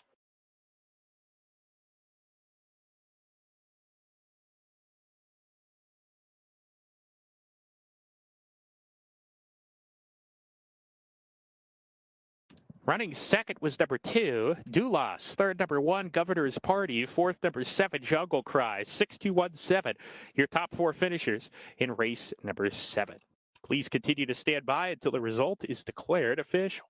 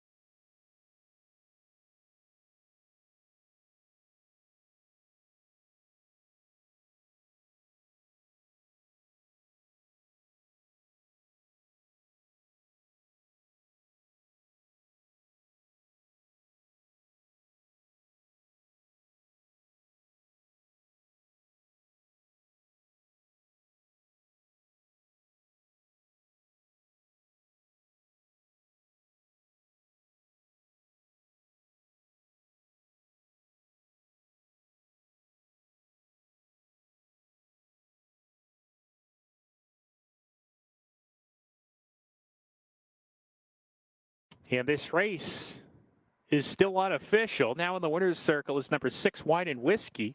Wine and Whiskey is a 5-year-old gray roan horse by Full Bridled out of Satin Dolly by Tabasco Cat. Wine and Whiskey was bred in California by Francisco Gomez, now owned by Ruben Arachiga and trained by Felix Rodad. Cristobal Herrera, the winning jockey.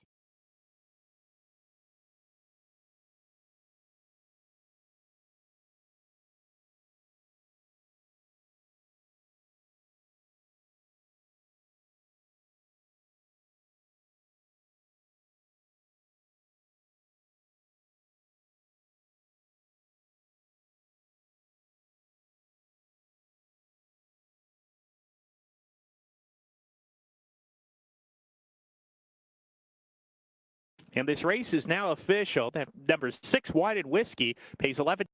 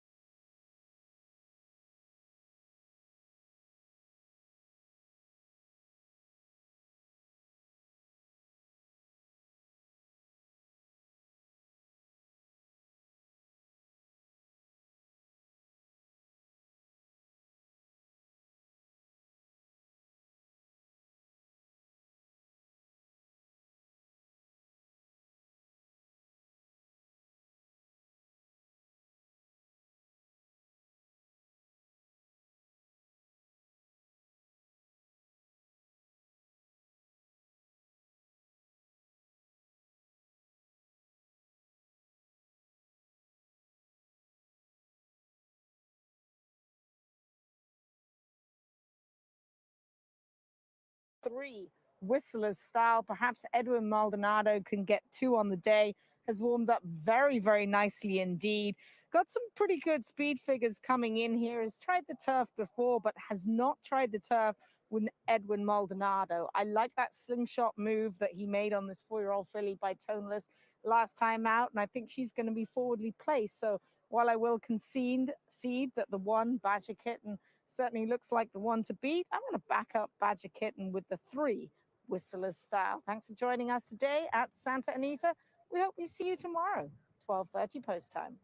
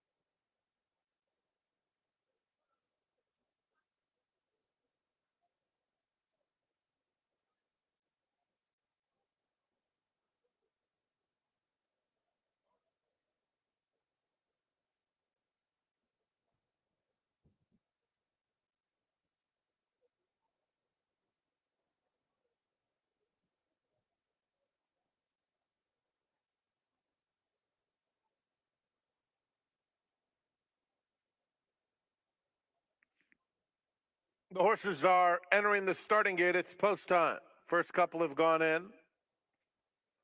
Here's Zara.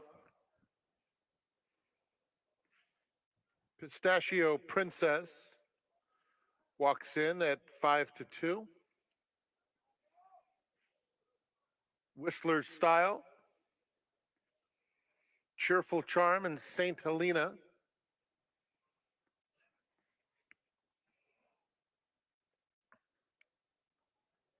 All in.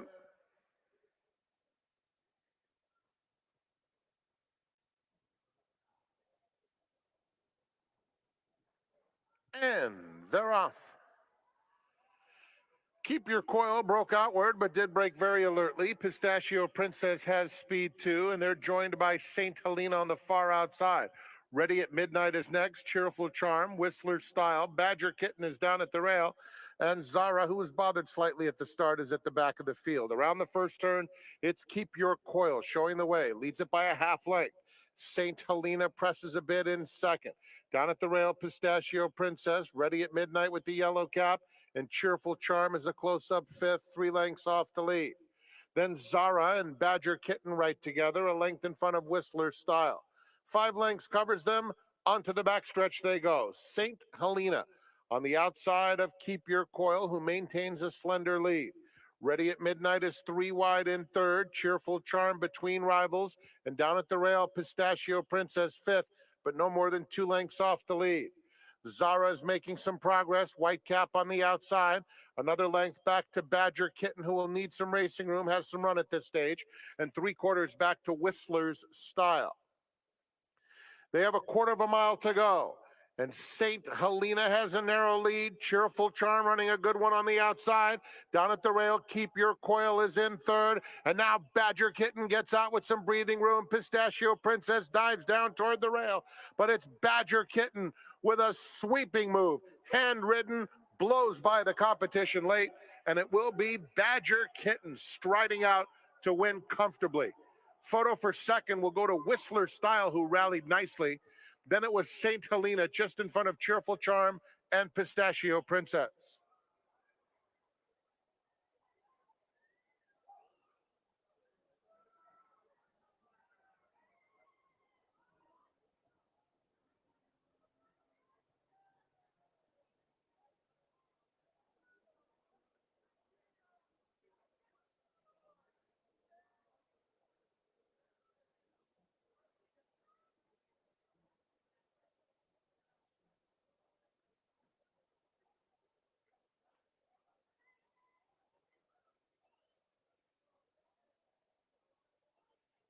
Number 1, Badger Kitten was first. 3, Whistler Style second. Photo for third.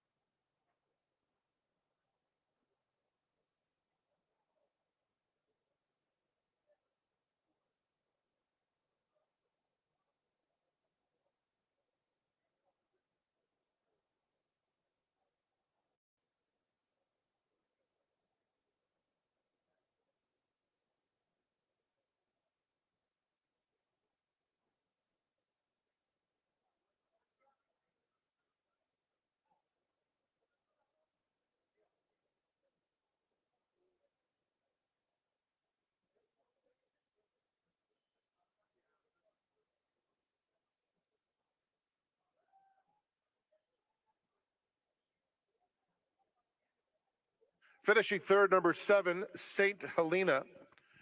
Fourth, 4, Cheerful Charm. And fifth, number 2, Pistachio Princess. 1, 3, 7, 4, 2. And that's official.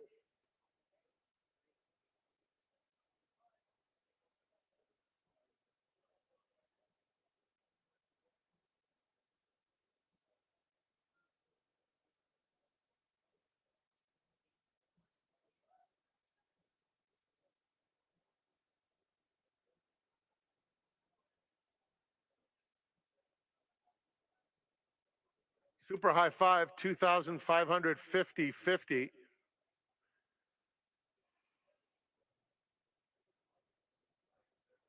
$0.20 pick six, 261.22. The jackpot carryover now more than $121,000.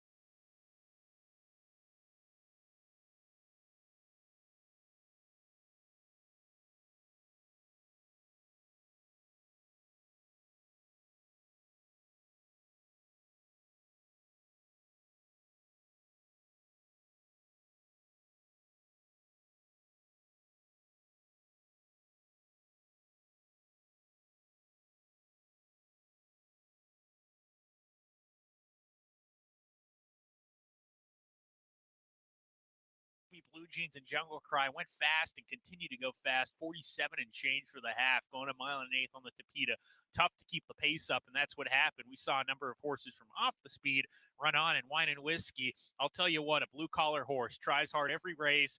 Real cool horse for the Felix Rondin barn. And Felix has had a great year, last 365 days or so anyway.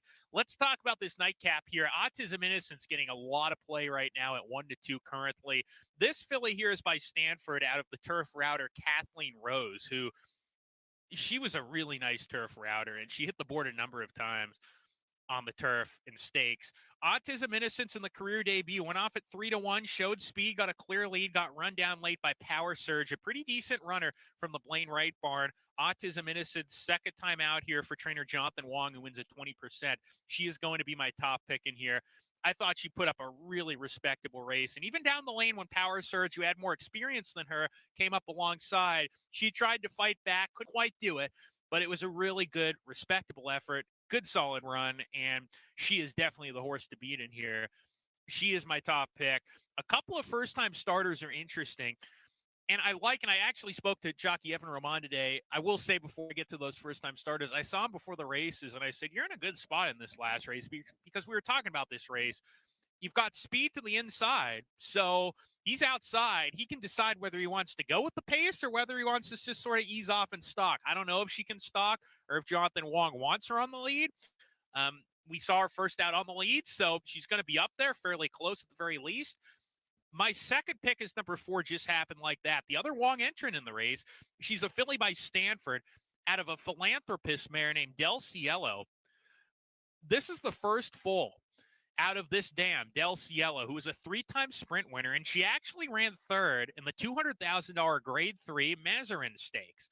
So this dam herself, Del Cielo, has some class there. You see a really fast December 19th, 47-3 half-mile drill, the second fastest of 106 works that morning. Maybe that tips her hand that she's got a little speed.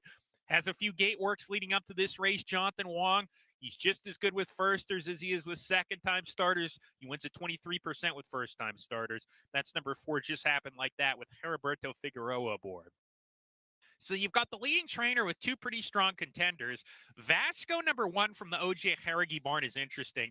She's got a few fast works leading up to this race here, and she's got really good pedigree, too. By California Stallion Straight Fire, who's off to a great start. He was a very fast, precocious horse, and he has produced many winners already this year. This filly Vasco is out of the Stormy Atlantic mare American Lady, who used to be trained by Bob Baffert. She was a stakes-winning sprinter. She's produced 2 siblings to this filly here, Vasco, who were winless. One of them, another one, though, a third sibling, did win. A turf router, was in the barn of Chad Brown. His name was Grays Street, the half-sibling to this filly Vasco. Grays Street, a turf router, now in the barn of Paulo Lobo. Vasco 6-1. Trainer O.J. Harrigy does have better numbers with maiden second and maiden third time starters, but this filly from the rail, she's shown some fast works. Maybe this gal's got a little speed, and she's definitely got the pedigree to be a decent sprinter. Keep this in mind, too. Even though she's a Kentucky bred with the California bred conditions, she is by a California stallion. So even though she was bred in Kentucky, she's still eligible for this Calbred condition, being by a California stallion. Post time for race 8. We'll see you tomorrow, folks. First post tomorrow, 12:45 p.m. See you then. Good luck in this nightcap.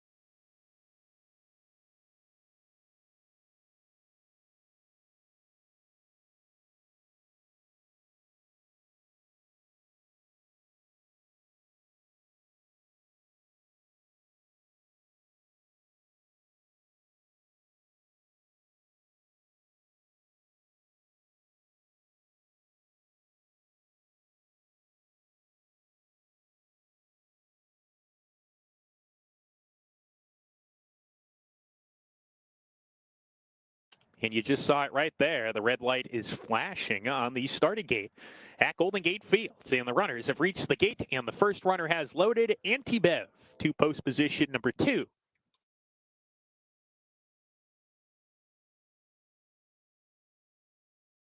Getaway Charm, post position at number 3 next. Autism Innocence. Just happened like that. Post 4, the 2 Wong entrants up next. We welcome in our friends at Santa Anita Park and everyone everywhere tuning in for the last leg of the Golden Hour wagers and also our multi-race bets here at Golden Gate.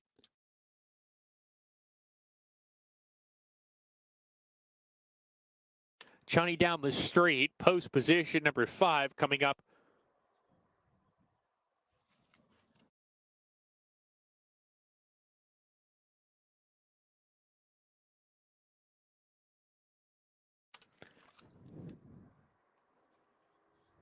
Johnny down the street, still working with him, as now we welcome in our friends at TVG. And a shout out to my good friend, Dave Weaver, on set. We've got one more race to go here, everybody. Last leg of those Golden Hour wagers. And of course, the last leg of our multi-race bets. Johnny down the street's about it now.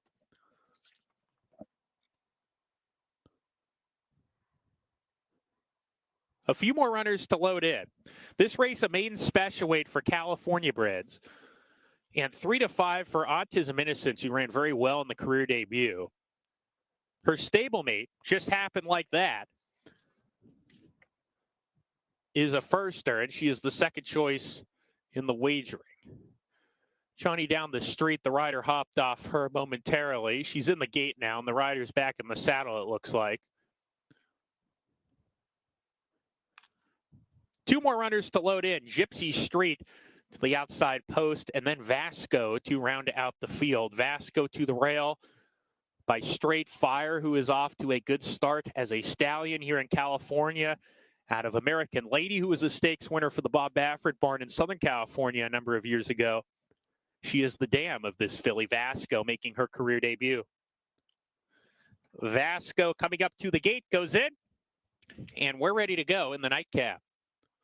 And they're off in the finale. Good beginning for all the runners. Autism Innocence, no problems for her coming out of the gate. Getaway Charm had a steady sharply off of heels as they came out of the chute, and she drops back to trail. Autism Innocence has speed, so does Vasco, the first-time starter. Vasco on the inside with her head in front. Autism Innocence right with her in the run up the backside. Viva La Fiesta running in the 3rd position. She's a length in front of Auntie Bev with Just Happened Like That between horses. Pretty compact group here. Gypsy Street is deep on the course within 2 lengths of the lead. Johnny down the street is second to last, and Getaway Charm is now trailing as they round the far turn. Vasco the leader by a half length. Autism Innocence is right there too. Viva La Fiesta now being sent along from the 3rd position, and the top pair go on with it. Vasco on the inside hugs the rail, goes for home.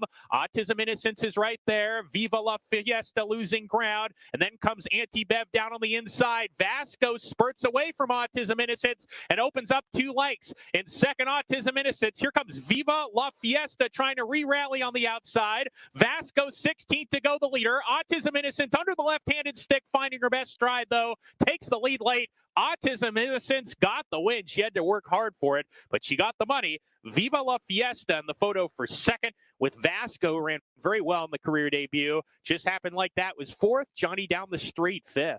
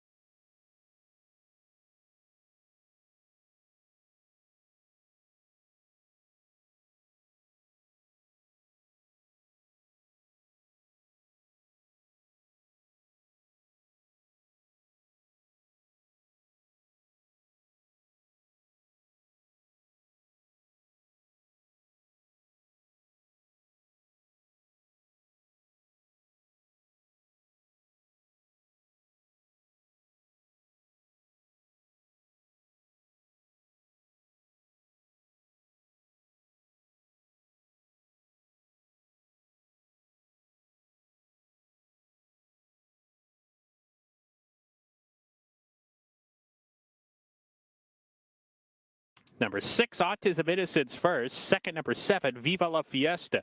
Third was number 1, Vasco. Fourth, number 4, Just Happened Like That. Fifth, number 5, Johnny Down the Street. 6, 7, 1, 4, 5. Your top 5 finishers in race number 8. This race is now official. About to enter the winner's circle is number 6, Autism Innocence. She is a 3-year-old bay filly by Stanford out of Kathleen Rose by Good Journey.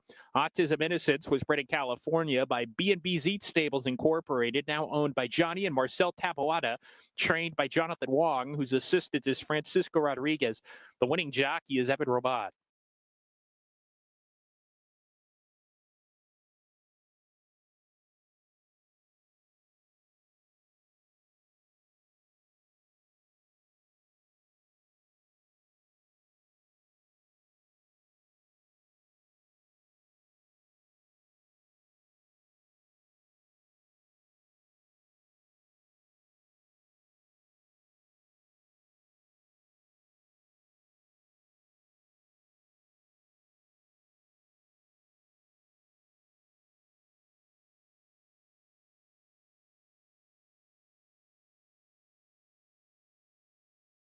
Number 6, Autism Innocence, pays $3.40 to win, $1 exact at $12.60. 50-cent trifecta, $27.80. $2 late daily double, $23.40. 50-cent pick 3, $36.15. 50-cent late pick 4, $158.60 here at Golden Gate today.